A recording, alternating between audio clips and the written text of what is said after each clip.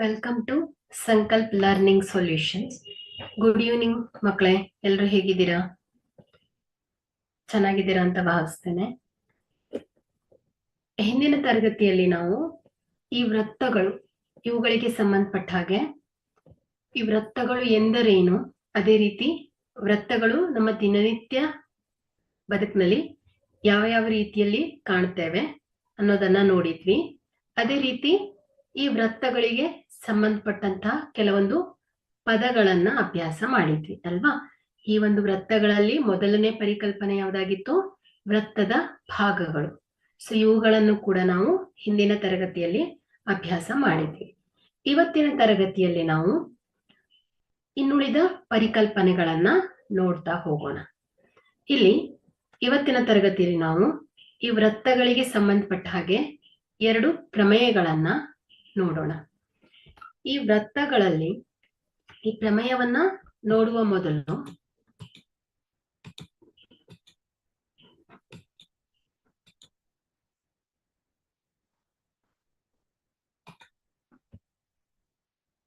ಹಿಂದಿನ ಒಂದು ತರಗತಿಗಳಲ್ಲಿ 9th ಸ್ಟ್ಯಾಂಡರ್ಡ್ ಅಲ್ಲಿ ಕಲ್ತಿರುವ ಒಂದು ಅಂಶವನ್ನ ಸ್ಮರಿಸ್ಕೊಳ್ಳೋಣ. ನೋಡಿ, ಇಲ್ಲಿ ಒಂದು ವ್ಯಾಖ್ಯಾನ ಕೊಟ್ಟಿದ್ದಾರೆ. ರೇಖೆಯ ಮೇಲಿರದ ಒಂದು ಬಿಂದುವಿನಿಂದ ಒಂದು ರೇಖೆಗೆ ಎಳೆಯಬಹುದಾದ ಕನಿಷ್ಠ ದೂರವೆಂದರೆ ಅದು ಅದರ ಲಂಬ ದೂರವಾಗಿರುತ್ತದೆ ಅಂತ ಹೇಳ್ತಾರೆ. ಸೊ ಇದನ್ನ ನೀವು ಈಗಾಗಲೇ ಕಲ್ತಿರ್ತೀರ. ನೋಡಿ, ಇಲ್ಲಿ ರೇಖೆಯ ಮೇಲಿರದ ಒಂದು ಬಿಂದು. ನೋಡಿ, ಇಲ್ಲಿ ಸಿ ಎ ಅನ್ನೋ ಒಂದು ಬಿಂದುವನ್ನ ಗುರುತಿಸ್ತೇನೆ ಸಮತಲದ ಮೇಲೆ.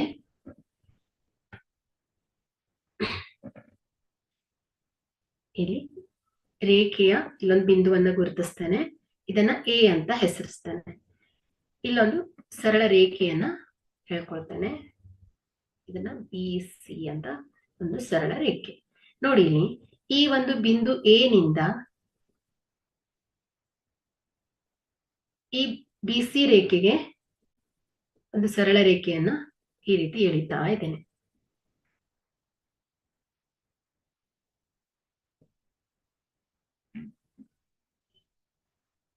ಓಕೆ, ಸೊ ಇಲ್ಲಿ ಇದನ್ನ P Q R S T. So ಇಲ್ಲಿ ಈ ಒಂದು ವ್ಯಾಖ್ಯೆಯನ್ನ ಗಮನಿಸಿ. ರೇಖೆಯ ಮೇಲಿರದ ಒಂದು ಬಿಂದುವಿನಿಂದ ಒಂದು ರೇಖೆಗೆ ಎಳೆಯಬಹುದಾದ ಕನಿಷ್ಠ ದೂರ. ನೋಡಿ, ಇಲ್ಲಿ ಎ ಬಿಂದುವಿನಿಂದ ನಾನೇನ್ ಮಾಡ್ತಾ ಇದ್ದೀನಿ, ಈ ಸರಳ ರೇಖೆಯ ಮೇಲೆ ಬಿಂದುಗಳನ್ನ ಗುರುತಿಸಿದ್ದೇನೆ ಮತ್ತು ಅದನ್ನ ಜೋಡಿಸ್ತಾ ಇದ್ದೇನೆ. ಸೊ ಇಲ್ಲಿ ಇವುಗಳ ದೂರವನ್ನ ಗಮನಿಸಿ. So A P, A Q, A R, A S ಮತ್ತು ಎ ಟಿ ದೂರವನ್ನ ಗಮನಿಸಿದ್ರೆ ನಿಮಗೆ ಇಲ್ಲಿ ಈ ಒಂದು ಸರಳ ರೇಖೆಗೆ ಎ ಬಿಂದುವಿನಿಂದ ಎಳೆದ ದೂರ, ಇದರಲ್ಲಿ ಅತ್ಯಂತ ಕನಿಷ್ಠ ದೂರ ಯಾವುದು ಅಂತ ಹೇಳ್ಬೋದಾ? ಎ ಪಿ ಅಲ್ವಾ?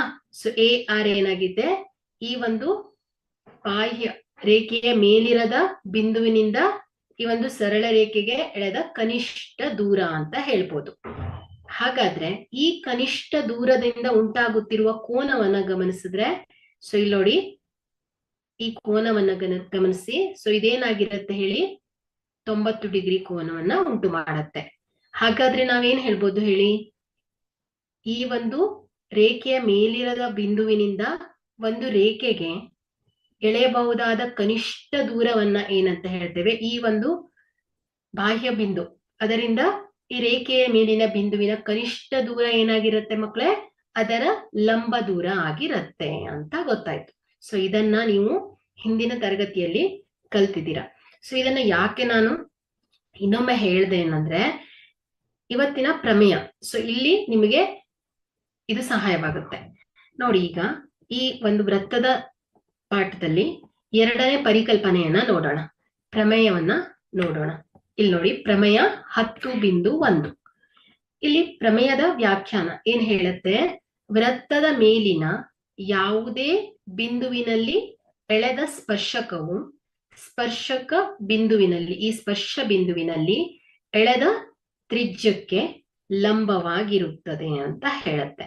ನೋಡಿ, ಇಲ್ಲಿ ಮುಖ್ಯವಾಗಿ ಸ್ಪರ್ಶಕ ಅನ್ನೋದನ್ನ ಕಲ್ತಿದ್ದೀರಾ ಅಲ್ವಾ? ಸೊ ಏನ್ ಹೇಳತ್ತೆ ಸ್ಪರ್ಶಕ? ಒಂದು ವೃತ್ತವನ್ನು ಅಥವಾ ವಕ್ರ ರೇಖೆಯನ್ನು ನಿಖರವಾಗಿ ಒಂದು ಬಿಂದುವಿನಲ್ಲಿ ಸ್ಪರ್ಶಿಸುವ ರೇಖೆಯನ್ನ ಏನಂತ ಹೇಳ್ತೇವೆ ಮಕ್ಕಳೇ? ಸ್ಪರ್ಶಕ ಅಥವಾ ಸ್ಪರ್ಶ ರೇಖೆ ಅಂತ ಹೇಳ್ತೇವೆ ಅಲ್ವಾ?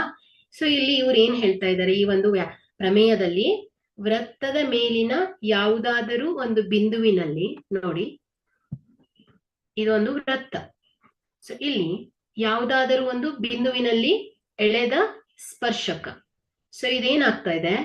ಸ್ಪರ್ಶ ಬಿಂದುವಿನಿಂದ ಒಂದು ಎಳೆದ ತ್ರಿಜ್ಯಕ್ಕೆ ಏನಾಗಿರುತ್ತೆ? ಲಂಬವಾಗಿರುತ್ತೆ ಅನ್ನೋದನ್ನ ನಾವು ಸಾಧಿಸ್ಬೇಕು. ಓಕೆ, ಹಾಗಾದ್ರೆ ಇಲ್ಲಿ ನಾವು ಇದನ್ನ ಸಾಧಿಸೋಣ. ದತ್ತ. ಸೊ ಕೊಟ್ಟಿರುವ ಅಂಶಗಳನ್ನ ಬರ್ಕೊಳ್ಳೋಣ. ಮೊದಲನೇದಾಗಿ ದತ್ತದಲ್ಲಿ ಏನ್ ಹೇಳತ್ತೆ? ಓ ಅನ್ನೋದು ಒಂದು ಕೇಂದ್ರ ಅಲ್ವಾ? ಸೊ ಈ ಓ ಅನ್ನೋದು ಏನಾಗತ್ತೆ ಮಕ್ಕಳೇ? ಈ ಒಂದು ವೃತ್ತದ ಕೇಂದ್ರ. ಈ ಒಂದು ವೃತ್ತಕ್ಕೆ ನಾವೇನ್ ಮಾಡೋಣ? ಎಕ್ಸ್ ವೈ ಏನಾಗ್ತಾ ಇದೆ ಮಕ್ಕಳೇ? ಹೇಳ್ತೀರಾ? ಎಕ್ಸ್ ವೈ ಏನಾಗತ್ತೆ? ಸ್ಪರ್ಶಕ ಅಲ್ವಾ? ಸೊ ಎಕ್ಸ್ ವೈ ಸ್ಪರ್ಶಕವು ಪಿ ಸ್ಪರ್ಶ ಬಿಂದುವಿನಲ್ಲಿ, ಇಲ್ಲಿ ಎಕ್ಸ್ ವೈ ಏನಾಗ್ತಾ ಇದೆ? ಈ ಒಂದು ವೃತ್ತದ ಸ್ಪರ್ಶಕ. ಪಿ ಏನಾಗಿತ್ತೆ? ಈ ಒಂದು ವೃತ್ತದ ಸ್ಪರ್ಶಕ ಬಿಂದು. ಇದೇನಾಗ್ತಾ ಇದೆ? ಎಕ್ಸ್ ವೈ ಪಿ ಬಿಂದುವಿನಲ್ಲಿ ಎಳೆದ ಸ್ಪರ್ಶಕ. ಸೊ ಇದಿಷ್ಟು ನಮ್ಗೆ ಕೊಟ್ಟಿರುವ ದತ್ತಾಂಶ ಅಲ್ವಾ? ಈಗ ನಾವು ಏನನ್ನ ಪ್ರೂವ್ ಮಾಡಬೇಕು? ಏನನ್ನ ಸಾಧಿಸಿ ತೋರಿಸ್ಬೇಕಾಗಿದೆ? ಈ ಸ್ಪರ್ಶ ಬಿಂದುವಿನಲ್ಲಿ ಎಳೆದ ತ್ರಿಜ್ಯಕ್ಕೆ. ಸೊ ಇಲ್ಲಿ ಈ ಒಂದು ವೃತ್ತದಲ್ಲಿ ಓ ಪಿ ನೋಡಿ ಮಕ್ಕಳೇ, ಓ ಪಿ ಏನಾಗಿದೆ? ವೃತ್ತದ ತ್ರಿಜ್ಯ. ಸೊ ಈ ಓ ಪಿ ಏನಾಗಿದೆ? ತ್ರಿಜ್ಯಕ್ಕೆ, ಸ್ಪರ್ಶ ಬಿಂದು ಮತ್ತು ತ್ರಿಜ್ಯಗಳು ಇವುಗಳೇನಾಗಿರುತ್ತೆ ಅಂತೆ? ಲಂಬವಾಗಿರುತ್ತೆ ಅಂತ ನಾವು ಸಾಧಿಸಬೇಕು. ಹಾಗಾದರೆ ಇಲ್ಲಿ ಸಾಧನೀಯವನ್ನ ಏನಂತ ತಗೊಳ್ಬೇಕು ನಾವು? ಸಾಧನೀಯವನ್ನ ಓ ಪಿ ಏನಾಗಿದೆ? ಎಕ್ಸ್ ವೈಗೆ ಲಂಬವಾಗಿರುತ್ತೆ ಅಂತ ಹೇಳ್ಬೇಕು. ಹಾಗಾದ್ರೆ ನಾವಿಲ್ಲಿ ಈ ಒಂದು ವೃತ್ತ ಮತ್ತು ಸ್ಪರ್ಶಕಕ್ಕೆ ಒಂದು ಚಿಕ್ಕ ರಚನೆಯನ್ನ ಮಾಡ್ಕೊಳ್ಳೋಣ. ನೋಡಿ ಇಲ್ಲಿ ಓ ಮತ್ತು ಎಕ್ಸ್ ವೈ ಮೇಲೆ ಒಂದು ಬಿಂದುವನ್ನ ಗುರುತಿಸ್ತೇನೆ. ಈ ಒಂದು ಎಕ್ಸ್ ವೈ ಅನ್ನೋದು ಏನಾಯ್ತು ಮಕ್ಕಳೇ? ವೃತ್ತದ ಸ್ಪರ್ಶಕ ಅಲ್ವಾ? ನಾನೇನ್ ಮಾಡ್ತೇನೆ? ಇಲ್ಲಿ ಒಂದು ಚಿಕ್ಕ ರಚನೆಯನ್ನ ಮಾಡ್ಕೊಳ್ತಾ ಇದ್ದೇನೆ. ಪಿ ಅನ್ನು ಹೊರತುಪಡಿಸಿ ಈ ಎಕ್ಸ್ ವೈ ಮೇಲೆ ಒಂದು ಬಿಂದುವನ್ನ ರಚಿಸ್ತಾ ಇದ್ದೇನೆ. ಸೊ ಕ್ಯೂ ಅಂತ ಹೆಸರಿಸ್ತಾ ಇದ್ದೇನೆ ಅದಕ್ಕೆ. ಸೊ ಕ್ಯೂ ಅನ್ನ ಏನ್ ಮಾಡ್ತಾ ಇದ್ದೇನೆ? P O Q. ಸೊ ಇಲ್ಲಿ ನೋಡಿ ಓ ಪಿ ಏನಾಗಿದೆ? ಈ ಒಂದು ವೃತ್ತದ ತ್ರಿಜ್ಯ. ಸೊ ಓ ಕ್ಯೂ ಅನ್ನ ಸೇರಿಸ್ತಾ ಇದ್ದೇನೆ. ಸೊ ಹೇಗೆ ಅದನ್ನ ಜೋಡಿಸ್ತಾ ಇದ್ದೇನೆ? ಈ ಒಂದು ರೇಖೆ ಆರ್ ಅನ್ನ ಏನ್ ಮಾಡ್ತಾ ಇದೆ? ವೃತ್ತದಲ್ಲಿ ಆರ್ ಅನ್ನೋ ಒಂದು ಬಿಂದುವಿನಲ್ಲಿ ಛೇದಿಸ್ಕೊಂಡು ಹೋಗ್ತಾ ಇದೆ ಅಲ್ವಾ? ಹಾಗಾದ್ರೆ ಇಲ್ಲಿ ಎಕ್ಸ್ ವೈ ಮೇಲೆ ಕ್ಯೂ ಅನ್ನು ಗುರುತಿಸಿ ಓ ಕ್ಯೂ ಸೇರಿಸಿ. ಅದು ಏನಾಗ್ತಾ ಇದೆ? ಈ ಓ ಕ್ಯೂ ರೇಖೆ ಏನಾಗ್ತಾ ಇದೆ? ವೃತ್ತವನ್ನ ಆರ್ ಬಿಂದುವಿನಲ್ಲಿ ಛೇದಿಸಲಿ. ಸೊ ಇದಿಷ್ಟು ಏನಾಯ್ತು ಮಕ್ಕಳೇ? ರಚನೆ. ಈಗ ನಾವು ಸಾಧನೆ. ಸೊ ಇಲ್ಲಿ ನಾವೇನ್ ಹೇಳ್ಬೇಕು? ಓ ಪಿ ಏನಾಗಿದೆ? ಎಕ್ಸ್ ವೈಗೆ ಲಂಬವಾಗಿದೆ ಅನ್ನೋದನ್ನ ತೋರಿಸ್ಬೇಕು. ಇಲ್ಲಿ ಚಿತ್ರದಲ್ಲಿ ನೋಡಿ ಈ ಒಂದು ಚಿಕ್ಕ ರಚನೆಯನ್ನ ಮಾಡ್ಕೊಂಡಿವೆ ಅಲ್ವಾ? ಸೊ ಈಗ ಚಿತ್ರದಲ್ಲಿ ಓ ಪಿ ಮತ್ತು ಓ ಆರ್ ಗಳು ಏನಾಗುತ್ತೆ ಮಕ್ಕಳೇ? ಹೇಳ್ತೀರಾ? ಓ ಪಿ ಮತ್ತು ಓ ಆರ್. ಸೊ ಇದೇನಾಗತ್ತೆ? ವೃತ್ತದ ತ್ರಿಜ್ಯ ಅಲ್ವಾ? ಓ ಪಿ ಮತ್ತು ಓ ಆರ್ ಗಳು ವೃತ್ತದ ತ್ರಿಜ್ಯಗಳು. ಅದೇ ರೀತಿ ಇಲ್ಲಿ ಓ ಕ್ಯೂ ರೇಖೆಯನ್ನ ನೋಡಿ. ಓ ಕ್ಯೂ ಏನಾಗಿದೆ ಮಕ್ಕಳೇ? ಓ ಆರ್ ಗಿಂತ ದೊಡ್ಡದಾಗಿದೆ ಅಲ್ವಾ? ಸೊ ಓ ಕ್ಯೂ, ಈ ಒಂದು ಚಿತ್ರವನ್ನ ಗಮನಿಸಿ, ಓ ಕ್ಯೂ ಏನಾಗಿದೆ? ಓ ಆರ್ ಗಿಂತ ದೊಡ್ಡದಾಗಿದೆ. ಹಾಗಾದ್ರೆ ಇಲ್ಲಿ ನಾವೇನ್ ಬರಿಬಹುದು? O R less than O Q ಅಂತ ಬರೀತೇನೆ. O R less than O Q. ಹಾಗಾದ್ರೆ ಇಲ್ಲಿ ಓ ಆರ್ ಏನಾಗುತ್ತೆ, ಓ ಕ್ಯೂನಿಗಿಂತ ಚಿಕ್ಕದಾಗಿದೆ. ಇಲ್ಲಿ ಓ ಆರ್ ಅನ್ನೋದು ಏನಾಗುತ್ತೆ ಮಕ್ಕಳೇ, ತ್ರಿಜ್ಯ. ಓ ಪಿ ಅನ್ನೋದು ಕೂಡ ಏನಾಗುತ್ತೆ, ತ್ರಿಜ್ಯ ಆಗತ್ತೆ. ಹಾಗಾದ್ರೆ ಇಲ್ಲಿ ಇವುಗಳ ಉದ್ದ ಓ ಪಿ ಮತ್ತು ಓ ಆರ್ ಗಳ ಉದ್ದ ಏನಾಗುತ್ತೆ, ಸಮನಾಗಿರತ್ತೆ. ಹಾಗಾಗಿ ಇಲ್ಲಿ ಓ ಕ್ಯೂ ಬದಲು ನಾನು ಏನ್ ಬರಿಬಹುದು, ಓ ಆರ್ ಬದಲು ನಾನು ಓ ಪಿ ಅಂತ ಬರಿಬಹುದು. ಸೊ ಇದೇನಾಗುತ್ತೆ ನೋಡಿ, ಓ ಪಿ ಕೂಡ ಏನಾಗುತ್ತೆ, ಓ ಕ್ಯೂಗಿಂತ ಚಿಕ್ಕದಾಗಿರತ್ತೆ. ಇಲ್ಲಿ O R O ಕ್ಯೂಗಿಂತ ಚಿಕ್ಕದಾಗಿದ್ರೆ O P ಕೂಡ ಏನಾಗುತ್ತೆ ಮಕ್ಕಳೇ, ಓ ಕ್ಯೂಗಿಂತ ಚಿಕ್ಕದಾಗಿರತ್ತೆ.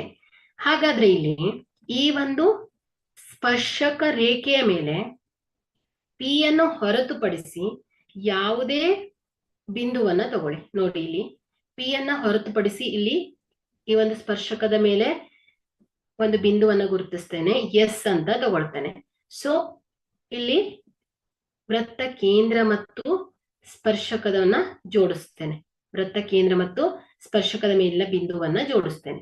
ಅದೇ ರೀತಿ ಪಿ ಅನ್ನ ಹೊರತುಪಡಿಸಿ ಇನ್ನೊಂದು ಬಿಂದುವನ್ನ ತಗೊಳ್ತೇನೆ, ಅದನ್ನ ಟಿ ಅಂತ ಗುರುತಿಸ್ತೇನೆ. ಅದೇ ರೀತಿ ವೃತ್ತ ಕೇಂದ್ರ ಮತ್ತು ಈ ಒಂದು ವೃತ್ತ ಸ್ಪರ್ಶಕದ ಮೇಲಿನ ಬಿಂದುವನ್ನ ಕೂಡಿಸ್ತೇನೆ. ಸೊ ಇಲ್ಲಿ ಇವುಗಳ ಎಲ್ಲ ರೇಖೆಗಳನ್ನ ಗಮನಿಸಿದ್ರೆ ಓ ಪಿ ಗಿಂತ ಏನಾಗಿದೆ, ಓ ಎಸ್ ಮತ್ತು ಓ ಟಿಗಳು ಏನಾಗ್ತಾ ಇದೆ, ದೊಡ್ಡದಾಗ್ತಾ ಇದೆ ಅಲ್ವಾ. ಹಾಗಾದ್ರೆ ಇಲ್ಲಿ ಓ ಪಿ ಏನಾಗಿದೆ ಮಕ್ಕಳ, ಈ ಒಂದು ಸ್ಪರ್ಶಕಕ್ಕೆ ಕನಿಷ್ಠ ದೂರ ಅಂತ ಆಗಿದೆ ಅಲ್ವಾ. ಹಾಗಾದ್ರೆ ಈ ಓ ಪಿ ಯನ್ನ ಹೊರತುಪಡಿಸಿ ಎಕ್ಸ್ ವೈ ನ ಮೇಲಿನ ಎಲ್ಲಾ ಬಿಂದುಗಳಿಗೂ ಕೂಡ ಈ ಒಂದು ಇವುಗಳು ಅನ್ವಯವಾಗುತ್ತದೆ.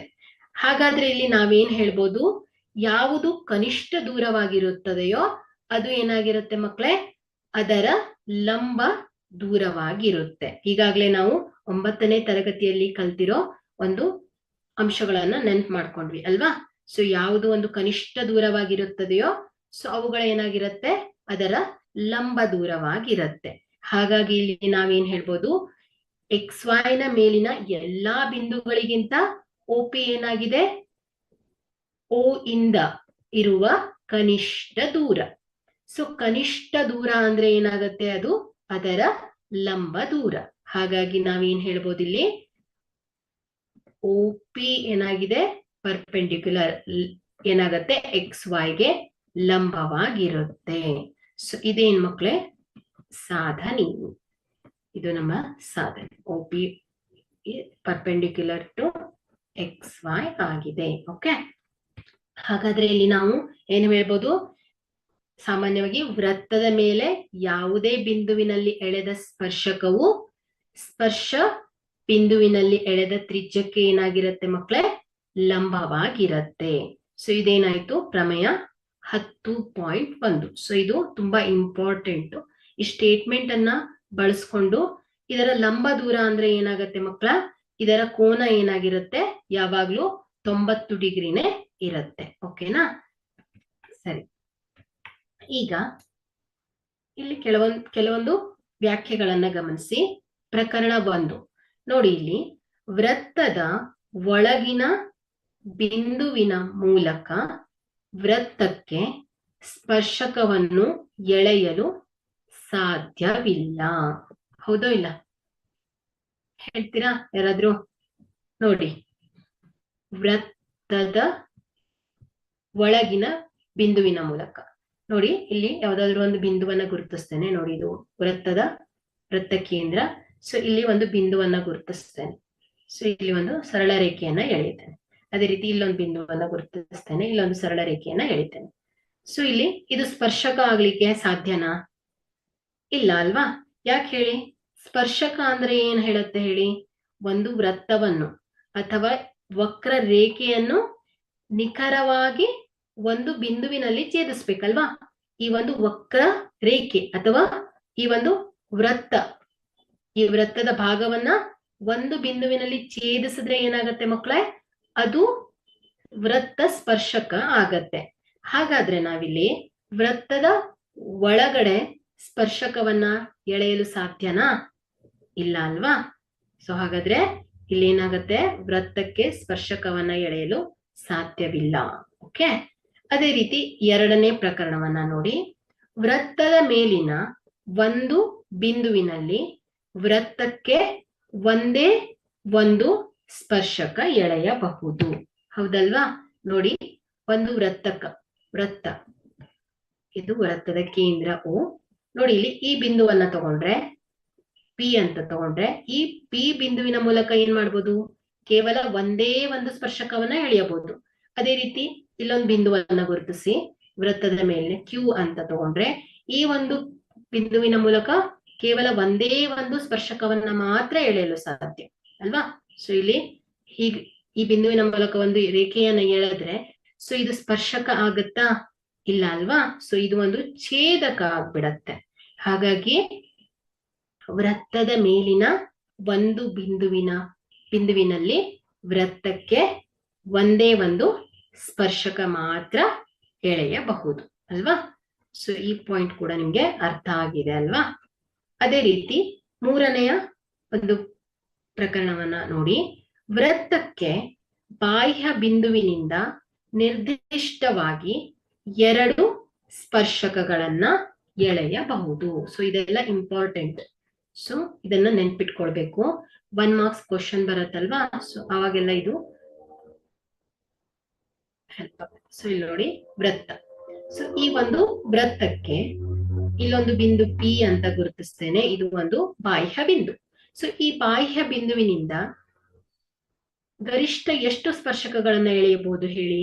ನೋಡಿ, P ಬಿಂದುವಿನಿಂದ ಈ ಒಂದು ವೃತ್ತಕ್ಕೆ ಇಲ್ಲಿ A ಅಂತ ಗುರುತಿಸಿದ್ರೆ, ಅದೇ ರೀತಿ P ಬಿಂದುವಿನಿಂದ ಈ ಒಂದು ವೃತ್ತಕ್ಕೆ ಇನ್ನೊಂದು B ಬಿಂದುವಿನಲ್ಲಿ ಇನ್ನೊಂದು ಸ್ಪರ್ಶಕ. ಮತ್ತೆ ಇದನ್ನ ಬಿಟ್ಟು ಮತ್ತೆ ಸ್ಪರ್ಶಕಗಳನ್ನ ರಚಿಸಲು ಸಾಧ್ಯನಾ? ಇಲ್ಲ ಅಲ್ವಾ? ಹಾಗಾದ್ರೆ ಇಲ್ಲಿ ಈ ಒಂದು ವೃತ್ತಕ್ಕೆ ಬಾಹ್ಯ ಬಿಂದುವಿನಿಂದ ಗರಿಷ್ಠ 2 ಸ್ಪರ್ಶಕಗಳನ್ನ ಎಳೆಯಬಹುದು. ಓಕೆನಾ? ಸೊ ಇಲ್ಲಿ ಈ ಪಾಯಿಂಟ್ಗಳು ಅರ್ಥ ಆಗಿದೆ ಅಲ್ವಾ? ಏನ್ ಹೇಳತ್ತೆ? ಮೊದಲನೇದಾಗಿ, ವೃತ್ತದ ಒಳಗಿನ ಬಿಂದುವಿನ ಮೂಲಕ ವೃತ್ತಕ್ಕೆ ಯಾವುದೇ ಸ್ಪರ್ಶಕವನ್ನ ಎಳೆಯಲು ಸಾಧ್ಯವಿಲ್ಲ. ಅದೇ ರೀತಿ ವೃತ್ತದ ಮೇಲಿನ ಒಂದು ಬಿಂದುವಿನಲ್ಲಿ ವೃತ್ತಕ್ಕೆ ಒಂದೇ ಒಂದು ಸ್ಪರ್ಶಕ ಮಾತ್ರ ಎಳೆಯಬಹುದು ಅಲ್ವಾ? ಪ್ರತಿ ಒಂದು ಬಿಂದುವಿನಲ್ಲಿ ಕೇವಲ ಒಂದೇ ಒಂದು ಸ್ಪರ್ಶಕವನ್ನ ಎಳೆಯಬಹುದು. ಅದೇ ರೀತಿ ಈ ಒಂದು ಸ್ಪರ್ಶಕ ಇಲ್ಲಿ ನೋಡಿ, PA ಏನಾಗತ್ತೆ ಮಕ್ಕಳೇ? ಇದು ಒಂದು ಸ್ಪರ್ಶಕ ಆದ್ರೆ ಇಲ್ಲಿ A ಅನ್ನೋದು ಏನಾಗತ್ತೆ ಮಕ್ಕಳೇ? ಸ್ಪರ್ಶ ಬಿಂದು. ಓಕೆ, ಇದೇನಾಗತ್ತೆ? ಸ್ಪರ್ಶ ಬಿಂದು ಆಗತ್ತೆ. ಓಕೆ, ಅದೇ ರೀತಿ ವೃತ್ತಕ್ಕೆ ಬಾಹ್ಯ ಬಿಂದುವಿನಿಂದ ನಿರ್ದಿಷ್ಟವಾಗಿ ಅಂದ್ರೆ ಗರಿಷ್ಠವಾಗಿ 2 ಸ್ಪರ್ಶಕಗಳನ್ನ ಎಳೆಯಬಹುದು. ಅದೇ ರೀತಿ ಒಂದು ವೃತ್ತದಲ್ಲಿ ಎಳೆಯಬಹುದಾದ ತ್ರಿಜ್ಯಗಳ ಸಂಖ್ಯೆ ಎಷ್ಟು ಮಕ್ಕಳ ಹೇಳ್ತೀರಾ? ಗರಿಷ್ಠ ಎಷ್ಟು ತ್ರಿಜ್ಯಗಳನ್ನ ಎಳೆಯಬಹುದು? ಹಿಂದಿನ ಕ್ಲಾಸ್ ಅಲ್ಲೇ ಹೇಳಿದ್ದೆ ನಾನು. ಗರಿಷ್ಠ ಅಪರಿಮಿತ. ಸೊ ಅಪರಿಮಿತ ಸಂಖ್ಯೆಯ ತ್ರಿಜ್ಯಗಳನ್ನ ಹೊಂದಿರುತ್ತೆ ಇದು ಅಲ್ವಾ? ಸೊ ಓಕೆ, ಈಗ ಅಭ್ಯಾಸದ ಕೆಲವೊಂದು ಲೆಕ್ಕಗಳನ್ನ ನೋಡೋಣ. ಇಲ್ಲಿ ನೋಡಿ, 10.1 ಬಿಟ್ಟ ಸ್ಥಳ ತುಂಬಿರಿ. ನೋಡಿ, ಗೊತ್ತಿದ್ರೆ ಆನ್ಸರ್ ಮಾಡ್ತಾ ಹೋಗ್ಬೇಕು. ಮೊದಲನೇದು, ವೃತ್ತವನ್ನು ಸ್ಪರ್ಶಕವೊಂದು ಛೇದಿಸುವ ಬಿಂದುಗಳ ಸಂಖ್ಯೆ. ಹೇಳ್ತೀರಾ ಯಾರಾದ್ರೂ? ವೃತ್ತವನ್ನು ಅರ್ಥ ಮಾಡ್ಕೊಳ್ಳಿ. ವೃತ್ತ, ಅದೇ ರೀತಿ ಸ್ಪರ್ಶಕ 1, ಛೇದಿಸುವ ಬಿಂದುಗಳು. ನೋಡಿ, ಈ ಒಂದು ವೃತ್ತವನ್ನ ಸ್ಪರ್ಶಕ 1 ಒಂದು ಸ್ಪರ್ಶಕ ಅಂದ್ರೆ ಏನಾಗತ್ತೆ? ವೃತ್ತವನ್ನ ಛೇದಿಸುವ ಬಿಂದುಗಳು. ಇಲ್ಲಿ ನೋಡಿ, XY ಈ ಒಂದು ವೃತ್ತದ ಸ್ಪರ್ಶಕವಾದ್ರೆ, ಸೊ ಇದೇನಾಗ್ತಾ ಇದೆ ಮಕ್ಕಳೇ? ಇಲ್ಲಿ P ಅನ್ನೋ ಒಂದು ಬಿಂದುವಿನಲ್ಲಿ ಛೇದಿಸ್ತಾ ಇದೆ ಅಲ್ವಾ? ಸೊ ಇಲ್ಲಿ P ಬಿಂದುವಿನಲ್ಲಿ ಛೇದಿಸ್ತಿದೆ. ಹಾಗಾದ್ರೆ ಇಲ್ಲಿ ಈ ಒಂದು ವೃತ್ತವನ್ನ ಸ್ಪರ್ಶಕ ಒಂದು ಛೇದಿಸುವ ಬಿಂದು ಎಷ್ಟಾಗತ್ತೆ ಮಕ್ಕಳೇ, ಹೇಳ್ತೀರಾ? ಕೇವಲ ಒಂದು. ಈ ಒಂದೇ ಒಂದು ಬಿಂದುವಿನಲ್ಲಿ ಏನಾಗ್ತಾ ಇದೆ ಹೇಳಿ, ಛೇದಿಸ್ತಾ ಇದೆ ಅಲ್ವಾ? ಎರಡಲ್ಲ ಆನ್ಸರು, ಒಂದು. ಓಕೆ, ಕೇವಲ ಒಂದೇ ಒಂದು ಬಿಂದು. ಸ್ಪರ್ಶಕ ಅಂದ್ರೆ ಏನ್ ಹೇಳಿ? ಒಂದು ವೃತ್ತವನ್ನು ಅಥವಾ ವಕ್ರ ರೇಖೆಯನ್ನ ನಿಖರವಾಗಿ ಒಂದು ಬಿಂದುವಿನಲ್ಲಿ ಸ್ಪರ್ಶಿಸುವ ರೇಖೆ ಅಲ್ವಾ? ಹಾಗಾಗಿ ಈ ಒಂದು ವೃತ್ತವನ್ನು ಸ್ಪರ್ಶಕ ಒಂದು ಛೇದಿಸುವ ಬಿಂದುಗಳ ಸಂಖ್ಯೆ ಏನಾಗತ್ತೆ ಹೇಳಿ? ಒಂದು. ಓಕೆ, ಅದೇ ರೀತಿ ಎರಡನೆಯ ಪ್ರಶ್ನೆ, ಎರಡನೇ ಬಿಟ್ಟ ಸ್ಥಳವನ್ನ ನೋಡಿ. ವೃತ್ತವನ್ನು ಎರಡು ಬಿಂದುಗಳಲ್ಲಿ ಛೇದಿಸುವ ರೇಖೆಯೇ, ಹೇಳ್ತೀರಾ ಯಾರಾದ್ರೂ? ವೃತ್ತವನ್ನು ನೋಡಿ ಮಕ್ಕಳೇ, ವೃತ್ತವನ್ನು ಎರಡು ಬಿಂದುಗಳಲ್ಲಿ ನೋಡಿ, ಇಲ್ಲೊಂದು ಬಿಂದುವನ್ನ ಗುರುತಿಸ್ತೇನೆ, ಅದೇ ರೀತಿ ಇಲ್ಲೊಂದು ಬಿಂದುವನ್ನ ಗುರುತಿಸ್ತೇನೆ. ಸೊ ಈ ವೃತ್ತವನ್ನು ಎರಡು ಬಿಂದುಗಳಲ್ಲಿ ಛೇದಿಸುವ ರೇಖೆ ಏನಾಗತ್ತೆ ಹೇಳ್ತೀರಾ? ಛೇದಿಸುವ ರೇಖೆ ಏನಾಗತ್ತೆ? ಛೇದಕ ರೇಖೆ ಅಲ್ವಾ?